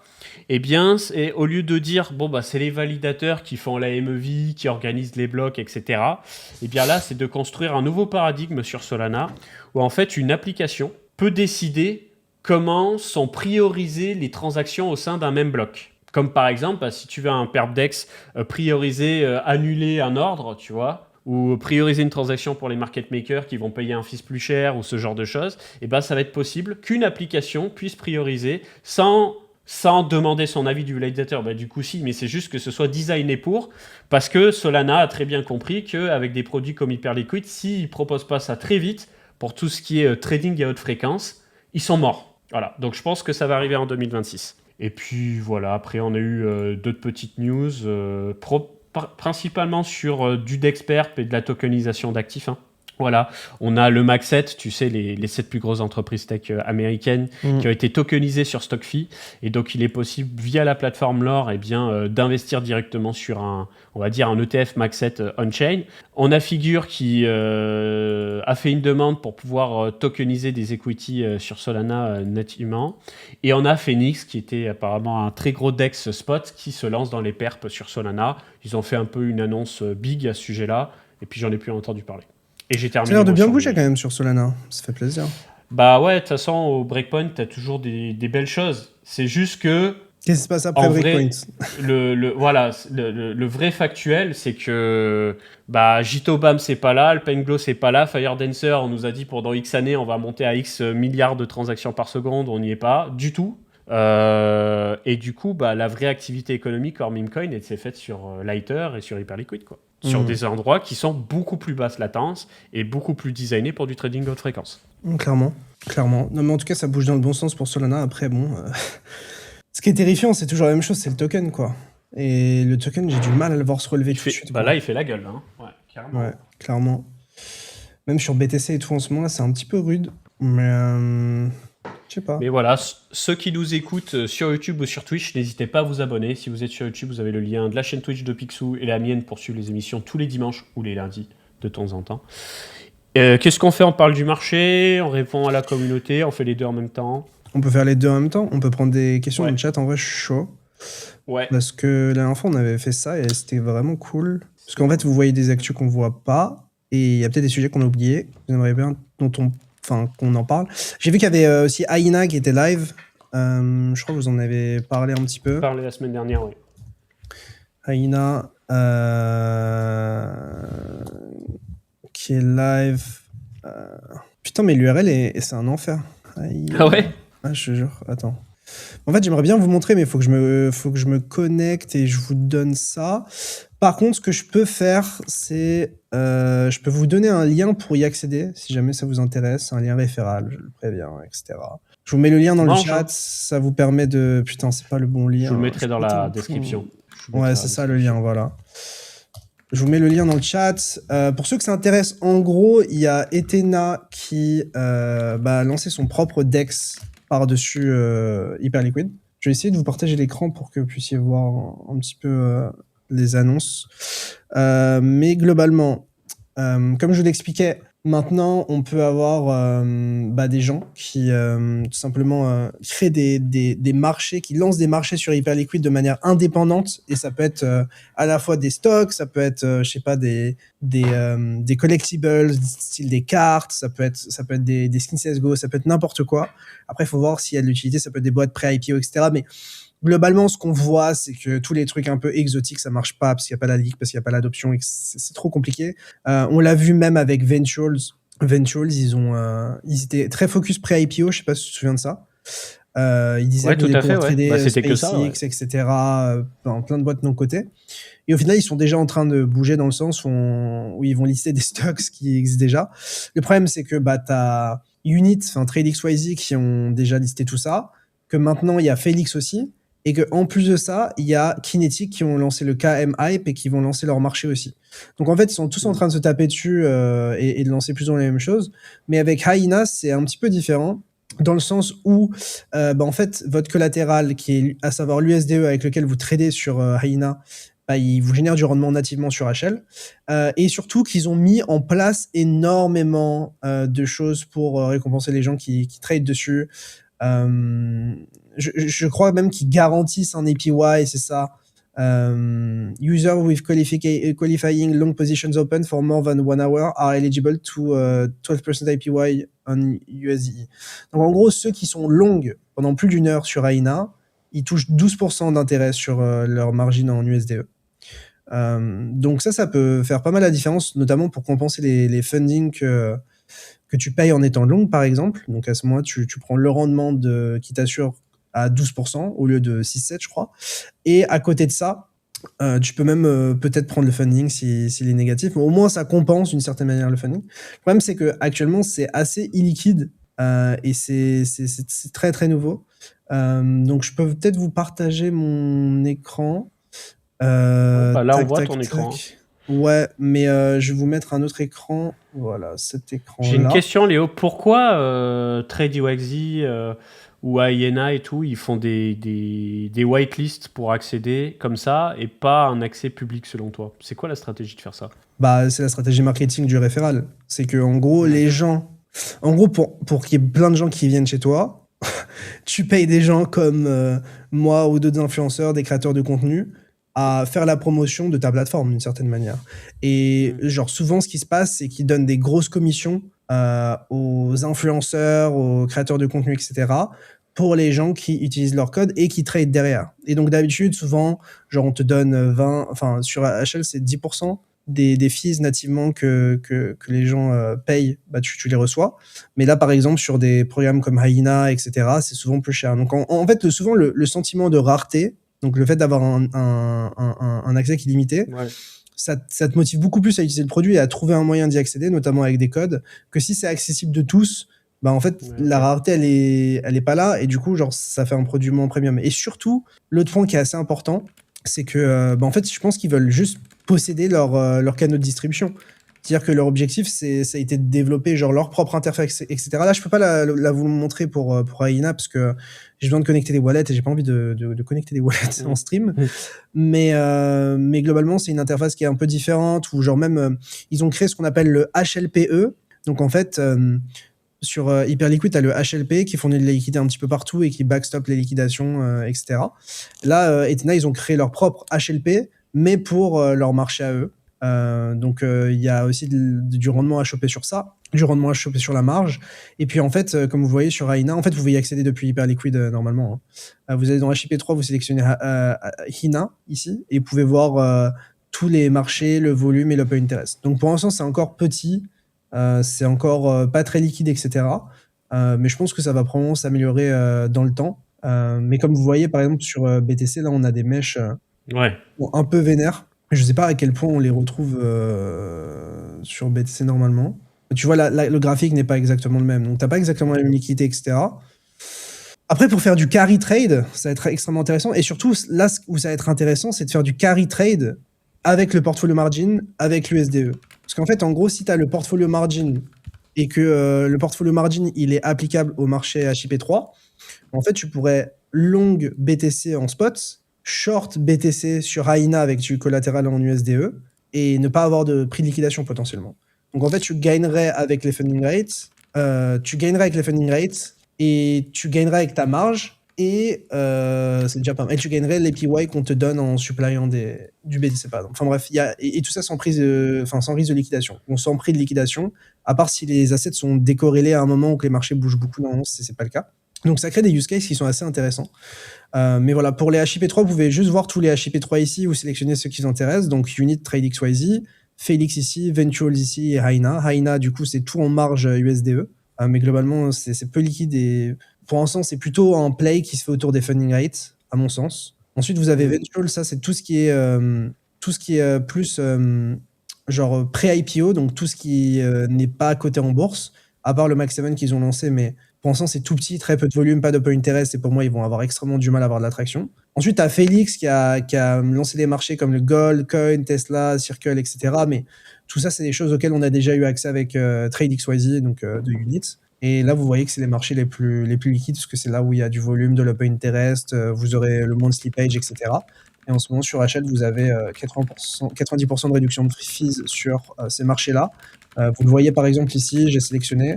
Et vous voyez que ici, maintenant, vous avez les nouvelles fees qui sont appliquées. et celles d'avant qui sont rayées, quoi. Donc voilà. Donc pour ceux que ça intéresse, je vous invite à regarder tout ça.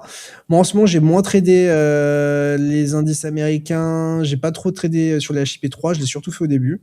Et je pense que je vais surtout le faire parce qu'il y a quelques charts qui me plaisent bien, dont Tesla. Tesla, je le trouvais vraiment clean. Je crois que j'en ai déjà parlé à l'émission d'avant et j'en ai acheté en spot. Mais globalement, on avait cette ancienne ATH ici. Pour moi, on a essayé de retester ici en tant que support. Et du coup, moi, je me dis que tant qu'on tient ce niveau en tant que support, je pense qu'on part juste en découverte de prix et on peut aller bien plus haut. Surtout sur un asset comme Tesla, quand ça part en découverte de prix, ça peut vraiment beaucoup s'exciter. Donc voilà, pour moi, tant qu'on repasse pas en dessous de ce niveau, c'est bullish. On a les EMA en 2 semaines, 1 semaine qui sont collés. Donc voilà, moi, je believe un peu à tout ça. Mais ouais, pour moi, Tesla, ça a vraiment une bonne gueule, parce que globalement, on consolide depuis 2021. Et là, on semble vouloir break out pour faire un nouvel ATH. Donc, pour moi, c'est dans les stocks, en fait, c'est le seul qui a pas run de malade par rapport aux autres et qui a, à mon sens, du potentiel. Après, le problème, c'est voilà, le PE ratio, c'est trop capitalisé. Enfin, voilà, en vrai, je l'entends. Moi, je vous parle uniquement d'un point de vue graphique, c'est ce qui me parlait. Moi, de base, ce que j'avais fait, c'est que j'avais acheté ce W ici. Ensuite, on était parti en ATH, j'avais pas pris les profits. Quand on est revenu ici, j'ai désespéré, j'ai vendu. Ensuite, on est reparti. Et je pense qu'on va juste continuer à me donner raison. Mais j'ai pas tout vendu, j'avais vendu une partie, ouais. Mais voilà, moi, j'en ai racheté depuis ici. Et je continue à croire qu'on va aller plus haut. En tout cas, c'est comme ça que je le ressens sur Tesla actuellement. Tu l'aimes bien ce stocks, hein, depuis Bali. Bah, depuis que j'en parle, en vrai, c'était rock'n'roll, mais j'avais Ouais. surtout un bon point d'entrée, en fait. Donc, puis en vrai, même là, par exemple, j'ai lancé aussi un achat quotidien sur LVMH. Je suis en mode, je sais pas, je sens que ça peut être pas mal de continuer à en acheter. Je pense que son run n'est pas terminé. Et je pense, comme je l'avais expliqué la dernière fois, que le bottom est posé. En tout cas, c'est ce à quoi je crois actuellement. BTC, moi, j'arrive pas à. Pour l'instant, je regarde en weekly, EMA à la baisse. En 2 semaines, EMA à la baisse. En 1 mois, on est dessus, c'est compliqué, on bataille. En 2 jours, on est en dessous, on les utilise comme résistance, excusez-moi. En daily, on est repassé en dessous, pareil. Donc pour moi, tant qu'on n'a pas recross à la hausse, 1 jour, 2 jours, 3 jours, typiquement, c'est compliqué. Et c'est pour ça que je suis majoritairement en stablecoin, c'est parce que pour l'instant, j'ai du mal à y croire. D'ailleurs, je vous disais la dernière fois que je pensais que si on faisait une nouvelle chasse au-dessus, ce serait vraiment pour y aller une bonne fois pour toutes. Et au final, ça n'a pas du tout été le cas. On a refait une chasse, on n'a pas clôturé au-dessus, et à partir de là, on a commencé à pousser vers le bas. En fait, pour moi, le plus effrayant, c'est que, en fait, si on n'arrive pas à tenir cette zone ici sur BTC, pour moi, on va rechercher ce lot qui était pour moi, d'une certaine manière, déjà un retest parfait de cette résistance-là que vous voyez là. On l'avait retesté quasiment parfaitement ici. Et donc, je me dis que, en fait, ici, ça tient pas. Genre, on va enculer ce lot. Et si on encule ce lot, à ce moment-là, on encule les 38%. On va chercher bien plus bas et tout. Donc, c'est un peu ça de quoi je me protège pour l'instant. Sur Hype, j'ai la sensation qu'on propose quelque chose d'un peu mieux, mais enfin qu'on arrive surtout sur des prix qui sont bien plus intéressants qu'avant. Mais c'est très compliqué de se positionner sur un Hype, surtout quand je vois BTC comme ça. De toute façon, c'est à l'image de BTC. Hein, quand on en saura plus sur BTC, Hype sera le premier à en profiter si ça va haut. Et si ça pue le caca, il descendra comme le reste, puisque le buyback suffira pas. Voilà. Mais en fait, honnêtement, moi j'avais un espoir ici sur BTC que genre vraiment on break et qu'on veuille pousser plus tôt. Enfin, qu'on renverse en fait, qu'on construise une tendance haussière avec des creux de plus en plus haut et des sommets de plus en plus haut. Mais là, vu ce qu'on est en train de faire, et potentiellement en train de break les lows qu'on avait ici, pour moi il y a de bonnes chances qu'on ait une continuation baissière en fait. Par contre, si on a une continuation baissière, enfin en tout cas la grosse résistance elle est ici maintenant, il y a de bonnes probas qu'on soit dans ce range là. Mais pour autant, j'ai pas envie d'acheter le bad range. Et si le bad range il casse, je pense que ça va vraiment faire mal. Donc, j'ai bien envie de me positionner un peu plus sur du hype ou des trucs comme ça, mais pour l'instant, c'est trop compliqué avec BTC, c'est un peu effrayant. Et après, du coup, tout découle de ça sur mes autres analyses, notamment Ether. Enfin, pour moi, c'est extrêmement compliqué d'acheter de l'Ether avec un BTC qui galère un petit peu.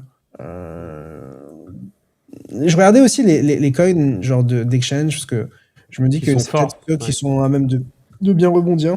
Il y a une zone assez intéressante en bleu ici sur une BNB à mon sens, qui fait un peu office de retest ou de rapprochement depuis le dernier ATH. En tout cas depuis l'ATH ici. Mais Mais compliqué encore une fois avec BTC, mais si avec BTC qui se retourne et un truc sympa ici, je pense que ça peut faire l'affaire. Je regardais Aster, depuis que j'en suis sorti, on a fait que dégueuler, pareil. Aster Coded. Pump, Pour l'instant, en Pump tout cas. qui en galère aussi. Chrysomike sur Pump pour le moment. Mais en fait, tout est comme BTC. Et d'ailleurs, je dirais que pour le moment, les alts, ça va. Mais pour combien de temps ça va aller? Parce que si ça pue, ça va craquer par le bas et c'est un puissant fond après. Hein. Ouais, clairement. Bah là, tu montres Ena déjà. Si ça craque par le bas, Ena, ça peut vraiment se prendre une correction de l'enfer encore. Hein. Bah, c'est all-time low, quoi. Donc non, évidemment, c'est un peu compliqué. Il n'y a pas beaucoup d'actifs qui sont intéressants en crypto. Même les Doge, on a dégueulé. Sol, on a dégueulé. Uni, on Alors, petite dégueule. précision pour ceux qui nous écoutent, qui sont moins habitués au crypto ou au trading. C'est pas rigolo hein, ce qu'on vous dit en ce moment. On vous dit voilà, ça pue et puis on n'y voit pas beau. Mais toujours, ça peut aller très vite. Le problème, c'est qu'on ne sait pas qu'est-ce qui peut être un moteur d'un rebond. Ça peut être une décision politique, ça peut être un très gros entrepreneur, une très grosse entreprise qui fait un communiqué, ça peut être ce genre de choses. Ça peut avoir un aspect positif sur le prix, mais il faut que pendant plusieurs jours, déjà, il y a du très positif pour que ça commence à inverser un petit peu la tendance à très court terme. Et après, potentiellement, si ça fait 1 semaine, 2 semaines que c'est du positif, ça inverse la tendance à moyen terme. Et là, pour le moment, on est dans une tendance court-moyen terme qui est baissière. Avec, dans le cas de Bitcoin, une tendance long terme qui reste haussière. C'est pour ça. Il y a des moments comme ça où ça pue. C'est ça, mais franchement, actuellement, je suis pas inspiré et pour moi, c'est important de m'écouter en fait. Parce que souvent, j'ai un plutôt bon instinct, ou en tout cas, je sais pas si c'est juste le temps d'écran, la mémoire, connaître ce marché, etc. Et jusqu'à maintenant, ça m'a plutôt bien payé. Donc, moi, je patiente, je me prends pas la tête, je suis en stablecoin, je suis content d'être en stable et voilà. Après, il y aura sûrement des plays intéressants, je trade un petit peu de temps en temps, mais en ce moment, c'est rare, je suis assez inactif. Et je suis assez inactif dans le sens où, encore une fois, avec le recul, je me dis qu'il faut pas insister quand je vois pas. Et en vrai, si je devais prendre des trades, ce serait plutôt short, mais dans cette localisation, c'est compliqué aussi. Donc, je sais pas. On m'a parlé de MicroStrategy, moi j'en avais racheté ici, et puis maintenant on fait plus trop rien, enfin on fait plus grand chose. Mais après, si BTC continue à se casser la gueule, évidemment. Mais je sais pas, je pense que j'en rachèterai un peu si ça baisse. J'ai envie de voir le truc vraiment se prendre une torgnole. Et je pense que quand BTC reprendra pour de vrai, il y aura quelque chose d'assez intéressant. Parce qu'en ce moment, il y a beaucoup de fuites sur MicroStrategy. Après, j'y vais pas fort du tout. Hein. J'y vais tranquille, mais c'est un peu mon... De toute façon, stratégie, c'est un peu un BTC avec levier. C'est ça. Mais c'est ça, hein, totalement. C'est un BTC avec levier en spot, quoi. Donc c'est pas si mal. Pourquoi tu rachètes alors que c'est corrélé au BTC? Tu parles de quoi Il parle de stratégie. J'avais acheté il y a 1 semaine ou 2 et il y a 2 semaines peut-être. Et je hold en fait. Parce que genre je suis bullish sur BTC. Mais j'en avais remis une couche parce qu'on avait vraiment, enfin on est revenu à la MNAB, etc. Regarde XMR, j'avoue, il y a un enthousiasme sur Monero ces jours-ci là. C'est toujours la même. Hein. Ils ont fait de l'argent sur Zcash, maintenant ils veulent faire de l'argent sur Monero. Par contre, j'avoue que ça a de la gueule, ouais. Mais après, tu peux le trader nulle part, non? C'est ça? C'est pas sur toutes les grosses plateformes. C'est pas comme Zcash. Ouais, ça se fait. Ça se fait. Tu peux trader ça sur HL? Je pense pas. Hein.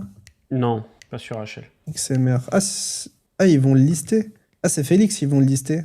C'est ouf. Okay. Du coup, c'est ça l'intérêt aussi des HIP3, c'est que Hyperliquid n'a pas forcément besoin d'être compliant, mais si genre des gens qui déploient des marchés, eux, sont compliant ou le permettent, ça peut permettre de se faufiler sur des assets qui sont en général plus disponibles. Donc voilà. Je vais prendre un petit peu sur le chat avec toi. Mais ouais, c'est vrai que là, BTC, c'est pas ouf. Vous en pensez quoi de BitTensor? J'en pense pas grand-chose. C'est le halving là. C'est le genre de halving là. Ah ouais? Ouais, genre de halving. Je sais pas s'il est passé ou s'il va passer d'ici quelques heures, mais voilà, c'est vraiment imminent. Et du coup, c'est un beau projet. C'est un beau projet, mais le problème, c'est que le token TAO, qui reste un altcoin, hein, je sais pas trop quoi en penser. En fait, moi ce qui me fait vraiment peur sur TAO, c'est que genre ce support-là, ça fait longtemps qu'on le teste, quoi. Tu vois? Ce niveau-là. Genre, ici, là. Pour moi, ça fait... Je suis désolé, je suis avec un trackpad, c'est pas évident. Mais ouais, ça, c'est un peu effrayant. Et je me dis, ça fait tellement de fois qu'on le reteste. Enfin, ça fait genre 2 ans. Donc, je pense que moi, en fait, ce qui m'effraie, c'est le moment où ça casse, quoi. Alors, si on fait que rebondir, on fait des rebonds de plus en plus faibles dessus et qu'on fait que tester ce niveau-là, c'est un peu En tout effrayant. cas, t'as des mèches de ouf, hein, dès que ça dégueule un peu, hein, c'est racheté. Bah, le bien 10-10, connu, quoi. 10-10, c'était là. Ouais. Et après, on a eu quelques événements de style. Mais globalement, au niveau de support, ouais, c'est 210, 260, trucs comme ça. Mais en fait, les gens, je pense qu'ils arrivent pas à réaliser que genre d'ici à ici, il y a un autre moins 60%. Genre là, tu te rends pas compte, mais genre de là à là, genre t'as un moins 45, moins 50. Bon, après, je dis ça, j'en ai pas. Il y a des gens qui doivent en avoir dans le chat, ils doivent vouloir me tuer. Je suis désolé, les potes. C'est pas. Voilà, Bah, encore une fois, c'est pas rigolo, hein, mais bon. mais c'est pas un actif que j'ai. Et pour moi, ça fait genre trop longtemps qu'il est sur ce niveau de prix. Genre, En fait, le message que vous compreniez bien, c'est que il y a des moments où les altcoins, ça paie. Mais il y a des moments, et c'est très souvent en ce moment, où ça paie pas. Et quand ça paie pas, ça vous vole votre argent à une vitesse qui est fulgurante. Et le problème, c'est que souvent, et j'en suis le premier concerné, hein, historiquement, tu prends des pertes et tu te dis, ouais, j'ai déjà pris tellement, il n'y a pas un monde où ça continue de fondre comme ça, parce que ça ferait trop mal à trop de monde. Et en fait, le marché s'en fout que ça fasse trop de mal à trop de monde. Si ça doit encore prendre moins 50%, moins 75%, ça le prendra. Et le problème, c'est que, posez-vous la question, est-ce que vous, déjà psychologiquement, vous êtes prêt à réencaisser un divisé par 2 ou un divisé par 3 ? Est-ce que ça vaut pas mieux de juste prendre sa perte et attendre sur le côté ou réinvestir sur BTC ? C'est ça le truc. Et c'est vraiment pas évident, hein. Je vous l'accorde, ce n'est pas évident. C'est juste que n'attendez pas que ce soit trop tard. Voilà. Il y a quelqu'un qui me dit je fais pas mal d'arbitrage de funding entre les perp DEX en ce moment. Qu'est-ce que tu penses de ces stratégies ? Bah, pour ceux qui ne savent pas, du coup, il y a des exchanges où sur des perp DEX, il y a des endroits où tu peux long et enfin il y a des plateformes sur lesquelles tu peux long et deux endroits où tu peux short. Donc tu restes que sur les dérivés mais t'es neutre. Et vu qu'il y a des différences de combien ça paye en fonction de la plateforme, genre tu peux en tirer un profit. Mais le problème, c'est que c'est compliqué. Enfin, moi, je suis pas trop dans ça parce que tu peux pas sizer, en fait. Parce qu'en fait, il y a trop de plateformes qui sont illiquides, etc. Et que, honnêtement, il y a très peu de plateformes parce que ça m'intéresse de farmer.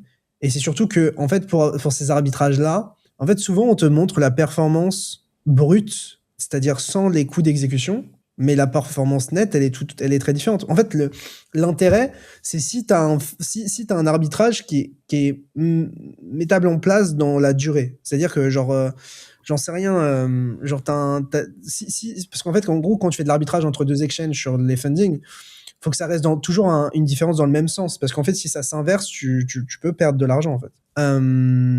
Mais enfin, et si ça bouge trop, ça peut t'impacter ta performance. Donc le problème, c'est que si ça bouge trop, tu dois à ce moment-là couper les positions ou changer de sens ou exécuter à d'autres endroits. Et à ce moment-là, tu payes des trading fees.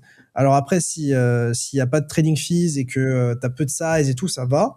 Mais dès que tu essayes de faire ça à une certaine échelle, c'est compliqué parce qu'en fait, souvent les arbitrages les plus intéressants sont sur les tokens les plus volatiles. Donc pour moi, c'est compliqué. Genre. Enfin, en tout cas, c'est pas un truc que je focus. Les gens qui focus ça, je peux les comprendre parce que tout le game des funding rate et du delta neutre et tout, je connais bien. Mais ça demande une gestion active et c'est quelque chose qui est pas très scalable. Et du coup, à cause de ça, moi, je passe pas de temps dessus. Mais si j'avais un tout petit portefeuille ou un portefeuille moyen et que je voulais farmer des airdrops et tout, ce serait très probablement une bonne option. Et si j'avais une gestion active et que j'étais un portefeuille moyen et que voilà, genre là, c'est un intérêt. Mais si t'as pas le temps, c'est compliqué. Et si t'as du temps et beaucoup de capital, c'est pas assez intéressant. Donc c'est intéressant dans un contexte très précis, en tout cas pour certaines personnes. Et d'ailleurs, j'en profite juste demain. Donc ceux qui m'écouteront en rediffusion ce soir, j'interview Nico de Paradex. Voilà. On aura un francophone qui nous parlera de son parcours, qui nous parlera de la plateforme, etc. Donc, petite interview qui sera ensuite disponible sur la chaîne de Coin Academy. Que feriez-vous avec un wallet à moins X%? C'est déjà trop tard pour couper. Non, tu parles de quel crypto Legend? Oui, c'est compliqué de couper ses pertes. Après, c'est tellement dur. En fait, le truc, c'est que genre il y a plein de gens qui se surestiment ou enfin Dans le sens où, genre, à un moment, tu te dis, c'est bon, j'achète ça à long terme, et puis au final, tu te rends compte que c'est une mauvaise idée, mais du coup, tu sais pas trop où tu t'arrêtes, où tu coupes, et puis en fait, tu te Ouais. laisses porter, et au final, tu prends la perte, enfin, tu prends la perte au pire moment, du coup. Et ça, c'est un truc qui m'est déjà arrivé, enfin, je vous le dis par Ça expérience. nous est tous, ça nous est tous arrivé. Ça m'est arrivé sur quoi? Ça m'est arrivé sur les NFT, Bah, les NFT, ouais. et il y a peut-être 2 cycles en crypto. J'ai Mm. rarement hold des trucs, parce qu'en fait, j'ai une gestion active, donc ça me permet de couper plus tôt. Mais Bah c'est moi, un peu Picsou, ça il me l'a dit hein, à l'époque, il m'a dit dégage tes merdes et tout, et j'aurais dû l'écouter beaucoup plus tôt. Et en fait, t'as beaucoup d'effets pervers par rapport à ça. Déjà, si vous achetez beaucoup d'actifs, des altcoins différents, qui sont sur différentes plateformes, il y a un peu un côté flemme, faut se connecter, faut les vendre indépendamment. Donc à chaque fois que tu appuies sur vendre sur l'un, ça te fait mal à chaque fois. Tu es en mode ça te fait putain de mal. Du coup, en fait, tu es un peu dans le déni en mode wow, je regarde pas, je reviendrai plus tard, ça va peut-être rebondir et ça rebondit pas. Et en fait, tu te paralyses tout seul, t'agis pas et tu prends des pertes qui sont colossales. Voilà. Donc évitez de trop vous éparpiller sur des altcoins.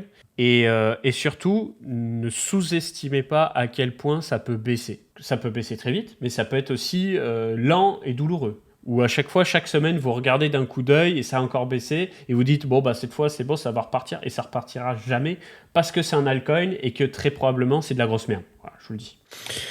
Mais par exemple, moi, sur BTC, même si on descend fortement ou quoi, j'en sais rien, je me dis que j'aimerais bien commencer à me refaire des backspots. Doucement, mais sûrement, mais genre pas agressivement, mais en fait, factuellement, c'est le seul truc dans lequel tu peux croire en crypto. Si tu crois pas en BTC, tu crois pas au marché, en vrai.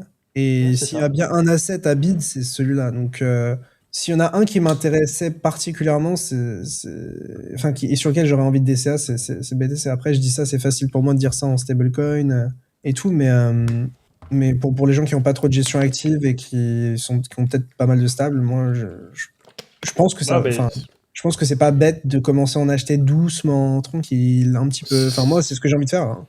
Mais je suis tellement dans une gestion qui est relativement active et genre enfin, du coup, genre, je fais moins ce genre de choses. Mais parce que j'ai tendance à plus timer le marché. Étonnamment, ça a plutôt bien marché pour moi, donc je continue de le faire. Mais en tout cas, c'est ce que je vois. Ouais. Ouais, parce que tu y passes beaucoup de temps. Et en fait, le truc, c'est Ça, que comprenez bien ça pour Bitcoin. Oui, c'est cher, mais je vous jure, en 2018, quand on est passé de 20 000 à 10 000, c'était déjà dans nos têtes, c'était cher. Un Bitcoin à 10 000, c'était cher. Ça ne nous a pas empêché de monter après à un top à 60 000 et quelques, puis redescendre à 16 500. Et à 16 500, tu te dis toujours, c'est cher. Et on est quand même monté à 125 000. Donc oui, c'est cher, mais le truc, c'est que c'est le métronome de ce marché. Si BTC va pas, en fait, il n'y a plus de marché crypto, faut tout arrêter. C'est pareil pour l'once d'or, là, il va vous montrer l'or, bah l'or, il est wow. cher. L'or, il est cher, mais en fait, C'est c'est dingue, parce hein. que quand ça pue sur les marchés, que ça pue la crise, parce que le Japon, parce que bulle de l'IA, parce que la guerre, Soudan, Birmanie, Palestine, etc., bah forcément, les gens, ils vont sur des valeurs sûres, l'or. Hein. Ça, c'est effrayant. Ça, c'est BTC contre l'or. Ouais, mais ça m'étonne pas. Non, mais c'est genre. J'en ai en bear market depuis sur sa ratio. Hein. Parce que en fait, l'or, on lui rigolait un peu à la gueule parce qu'on a vu Bitcoin performer de fou, mais à la fin, l'or, ça reste quand même un actif roi. Mais c'est dans juste son- qu'il a range pendant genre 10 ans, non? C'est pas un truc comme ça? Enfin, 10 ans, j'abuse, mais il a range. Si, il a range 10 Ouais. ans. Enfin, range. Il a range au moins Bah, genre. regarde, 7 ans, ouais. Et après, il a l'ancienne range poussée, 2 ans. l'ancienne poussée, ça a été crise de 2008, tu vois. Post-crise de 2008, on a eu d'abord une baisse, et après, ça a poussé. Et après, ouais, ça a range. Putain, le Parce range qu'en de fait, 2000 jours là, faut s'accrocher fort. Hein. Même là, le range, les, il est pas trop douloureux, mais 1100 jours quand même. les gens spéculaient sur les Fort. cryptos, en fait. Hein. Ouais, mais en fait, c'est ouf parce que là, genre, c'est tellement, enfin, c'est tellement confus. T'as BTC qui dump, mais t'as le gold qui moon, et puis t'as les taux qui baissent, et puis t'as les indices qui continuent à monter. Enfin, t'as l'impression que t'as un peu une sorte de décalage. Enfin, après, souvent BTC c'est le premier à réagir, mais je sais pas. J'ai pas trop kiffé ce qu'il a fait depuis le 10-10. Bah, le BTC, faut le laisser un peu tranquille. Et puis à un moment donné, ce sera son time to shine à un moment. L'inflation, c'est pour ça que l'or monte, mais tu pourrais dire la même chose de Bitcoin. Pourquoi il monte pas du coup? Parce que s'il y a de Il est l'inflation, quand les même trucs bien baissent, c'est monté chiant. avant. Non, Il est quand mais, même bien monté avant. non, mais en termes de timing, là. C'est juste que bah, C'est le mieux cas de pris. l'or, Vas-y. Excuse-moi. Le cas de l'or, en fait, c'est que l'or, ça plaît à tout le monde. Ça plaît aux Ricains, aux Chinois, aux Russes, à toute l'Asie. Tout le monde accumule de l'or. Moi, tu vois, ma femme, elle est birmane. Premier réflexe pour les Birmans, qui est d'ailleurs payé en guerre, hein, c'est d'avoir de l'or, en fait. Les Indiens, c'est d'avoir de l'or. Tu vas au Gold Souk à Dubaï, t'as des Indiens, t'as des Pakis partout. Tout le monde veut de l'or. Ils veulent de l'or, de l'or, de l'or, de l'or. Ça parle à tout le monde, l'or. Tout le temps. Il y a quelqu'un qui dit vaut mieux privilégier les grosses cryptos alors, faut que j'arrête de DCA, FET et RSR, moi. Mais en fait, techniquement, historiquement, il y avait qu'une crypto à DCA, c'était Bitcoin et tout le reste, c'est inintéressant de le DCA. Enfin, j'abuse, je fais une énorme généralité, mais Non, mais t'abuses pas, dans frérot. C'est la vérité. 99% des cas, le seul move qui est intéressant à faire, si tu DCA un truc, c'est de DCA Bitcoin. En crypto, je parle. Hein. Parce qu'en que fait, genre DCA un truc qui est une altcoin, qui est peu capitalisé, qui est sur une narrative très précise. En fait, ce que je comprends pas, c'est que, en fait, là, le truc, moi, qui me rend ouf, c'est que les mecs sont en mode, genre, les crypto IA, ça va exploser. Genre, les gars, faut juste attendre le bon moment. Mais les gars, genre, l'IA, c'est en train d'exploser de partout. Ces trucs n'ont pas pété, genre. Genre, quand Ouais, est-ce que c'est ça clair. va péter? C'est ça la vraie question. C'est genre, t'as Nvidia qui fait des trucs records, ChatGPT, t'as toute l'économie américaine qui est drivée par l'IA. Bah, Et t'as genre, Google, regarde à côté, tu peux leur montrer Google, hein, juste en dessous ils de sont BTC. crypto IA et le truc ne décolle jamais. Genre, enfin, ça n'a pas décollé depuis quoi, 1 ou 2 ans. Tu veux que je te montre quoi, Google, ouais. Google, ouais. En fait, pourquoi aller perdre des plumes sur un altcoin alors que t'as des Non, tu fais actions x2 sur IA Google. J'ai pété un plomb. Genre, Ouais. en Non, 6 mais c'est mois. surtout que Ouais. tu peux perdre 30% sur Google parce que potentiellement tu es sur un top, mais tu sais que Google va pas disparaître. Le problème de ces altcoins que tu as cités, c'est qu'en Ça fait, sert à rien. leur chance de survie Mais est frère, c'est très faible. dramatique. Leur chance de survie est extrêmement faible. Alors on te dit pas, peut-être que ça peut rebondir, mais le truc c'est qu'en fait, quand vous investissez, vous ne pensez que à la montée, vous ne pensez jamais au scénario inverse qui est de la baisse et qui est de la baisse Parce que drastique. Et hold c'est ça du le problème. Google dans une baisse, c'est facile de hold du Google dans une baisse. Hold du fait dans une baisse, c'est plus dur. Parce que en fait, tu lâches quand? Tu vois, là, on est à quoi? On est à 23 centimes. Tu le vends quand? Tu te dis à 18 je sors, à 16 je sors, à 14 je sors. Tu vois, t'as pas de plan. C'est Tu te dis compliqué. juste j'espère que ça rebondit. C'est ça le problème, c'est tu dis j'espère que ça rebondit. Si ça rebondit pas, tu fais quoi? Bah t'as tout donné au marché. Et c'est ça le problème. Mais de toute façon, en fait, les gens ne comprennent pas que, évidemment, le gain peut être énorme, mais le risque est aussi énorme. Genre, à chaque fois, je fais cette analogie, je fais cette comparaison, c'est simple. C'est comme si tu pariais sur une équipe de ligue qui était en Ligue 2 ou en Ligue 3, en division en mode amateur, et tu paries sur le fait qu'elle va arriver dans le top 3 de la Ligue 1. Elle va tout baiser. Ouais. Genre, C'est ça. c'est C'est ça. improbable ou très peu probable. Si ça marche, tu pètes de malade, mais les probabilités que ça arrive, elles sont relativement faibles, tu vois. Donc en fait, la question, c'est que si tu as 99% de chances de faire 1 million, est-ce que ça vaut le coup vraiment? Est-ce que ton espérance de gain est positive? Alors que tu as 1%, ouais, tu 99%. veux dire. Si tu as 1% de chance de faire 1 million et 99% de chance de tout perdre, est-ce que tu prends le trait? C'est ça. Mais enfin, en vrai, c'est ça. Mais du coup, in fine, genre, c'est plus du casino qu'autre chose, genre. Et encore une fois, c'est votre cerveau et notre cerveau, parce qu'on est passé par là, qui est programmé comme ça, c'est du déni.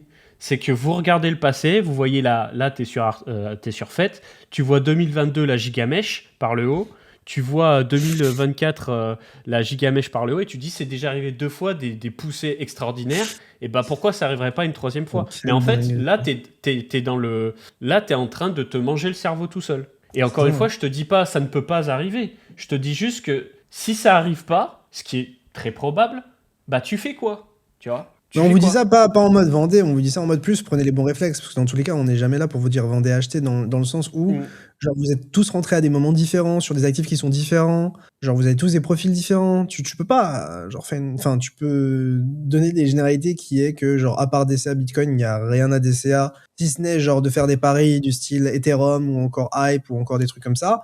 Mais même ça, c'est tendu, quoi. Faut comprendre le risque. Dites-vous que moi, je peux me chier dessus sur un hype. Enfin, je me chie dessus. On s'entend. Moi, j'en ai plus là, actuellement, très très peu. Mais genre, je suis en mode, moi, je peux être inquiété sur le prix du hype. Alors, j'imagine même pas les gens qui peuvent être inquiétés sur les autres altcoins qui se font pas buyback et qui sont ch'tip, quoi. Donc voilà. Est-ce qu'il y a un pair d'ex or Shell et HIP3 que vous trouvez intéressant? Lighter, mais pour moi, court terme pour l'instant. De Mm. toute façon, ils vont TGO d'ici Sinon, Noël, de ce que disaient les à gens. farmer, Ah Extended, ouais, ça va arriver vite, Paradex, là. Rational. Ouais. Et juste, voilà, en fait, ce qu'il faut que vous J'ai écouté mon deck compreniez, mais polymarket d'ailleurs. c'est une règle générale dans la vie, mais sur les marchés, c'est que le déni, c'est votre pire ennemi. Et j'en suis le premier client. Hein. C'est vraiment, moi en 2022, on s'est tapé une année 2021 de dingue. J'étais en mode, ah, c'est bon, j'ai fait plus de x10 sur mon capital. J'étais en mode, ouais, donnez-moi juste un x2. Je suis désolé. Donnez-moi juste un x2. Et en fait, t'es dans le déni, tu dis, bon, bah, il s'est passé ça par le passé, pourquoi ça repasserait pas? Et après, quand ça baisse, tu dis, bon, bah, ça va rebondir. À chaque fois, ça rebondit. Tout 2021, on a eu des dips, ça rebondit. Et en fait, ça rebondit pas. Donc, en fait, tu vis dans le passé, tu vis dans le déni. Passé, déni, passé, déni. Et après, tu switches sur quoi? Tu commences à fumer du cannabis, tu commences à boire de l'alcool, tu commences à plus ouvrir ton wallet, tu veux plus regarder le prix, tu veux plus te connecter à Binance, tu veux plus regarder le prix. En fait, tu vas dans cette boucle de déni où tu ne passes pas à l'action et ça fond, et ça fond, et ça fond, et ça fond, et ça fond. C'est pour ça que, encore une fois, le plan, il est maintenant. C'est si ça pète pas, c'est quoi mon prix de sortie? Et si vous touchez le prix de sortie, soit vous le mettez en automatique, soit vous le faites manuellement, vous sortez. Mais vous sortez. Mais vous arrêtez de vous dire encore une dernière fois, encore un peu de temps, ça va rebondir. Sinon, vous sortez jamais. Voilà, c'est tout. J'ai vu qu'il y avait des gens qui parlaient de Varational et de trucs. Pourquoi pas, honnêtement, c'est compliqué. Moi, en fait, le truc, c'est qu'il y a trop de perp decks qui font la même chose, qui ont des systèmes de points et tous en même temps. Et quand je vois ça, je me dis, ça peut pas bien finir. Enfin, pas bien finir. Genre, il va pas y avoir un drame, je pense. C'est juste que, genre, je pense que les gens vont être très massivement ça va être déçus. décevant. C'est juste ça. Et je pense que dans tous les cas, ce cycle-là, quand on parle d'un altcoin ou d'une crypto, faut partir du principe que tu vas être déçu et que c'est compliqué. Et même chose pour un farming d'airdrop. C'est-à-dire que, bon, après, on a eu de la chance d'une certaine manière avec HL. Bon, de la chance, en tout cas, en tôt au bon moment, et on y allait comme des chiens, donc tant mieux. Mais c'est toujours la même chose, en fait. C'est un truc qui pète, et après, tout le monde se met à faire la même chose, et tous les trucs qui sortent après marchent pas, genre. Mais c'est toujours la même chose. En fait, c'est même, genre, les prediction market, on nous en parlait pas. Et puis d'un coup, genre, tout a pété avec la narrative mainstream polymarket. Et puis d'un coup, on calchie. Et puis d'un coup, t'as le CZ qui dit, ah d'ailleurs, moi j'ai investi dans une boîte qui fait exactement ça. Et puis d'un coup, t'as ci. Et puis d'un coup, t'as ça. Et les perp decks, on a eu DYDX qui a pété de zinzin. C'était quoi, en 2021 2020-2021. Tout le monde s'est mis à farmer les trucs équivalents, etc. Et tout le monde a été déçu. Puis après, on a Hyperliquid qui est revenu, qui a fait un home run de malade. Et pour moi, c'est la même chose. En fait, le truc, c'est que je pense qu'il y a plein de gens qui se disent que maintenant, l'Eldorado, c'est de farmer les perp decks. Et je pense que beaucoup de gens vont être déçus. Alors, c'est hyper facile de dire ça de ma perspective. Et dans le sens où je suis en stablecoin, je farme un peu ces trucs-là, je suis à fond Hyperliquid. Évidemment que je suis biaisé.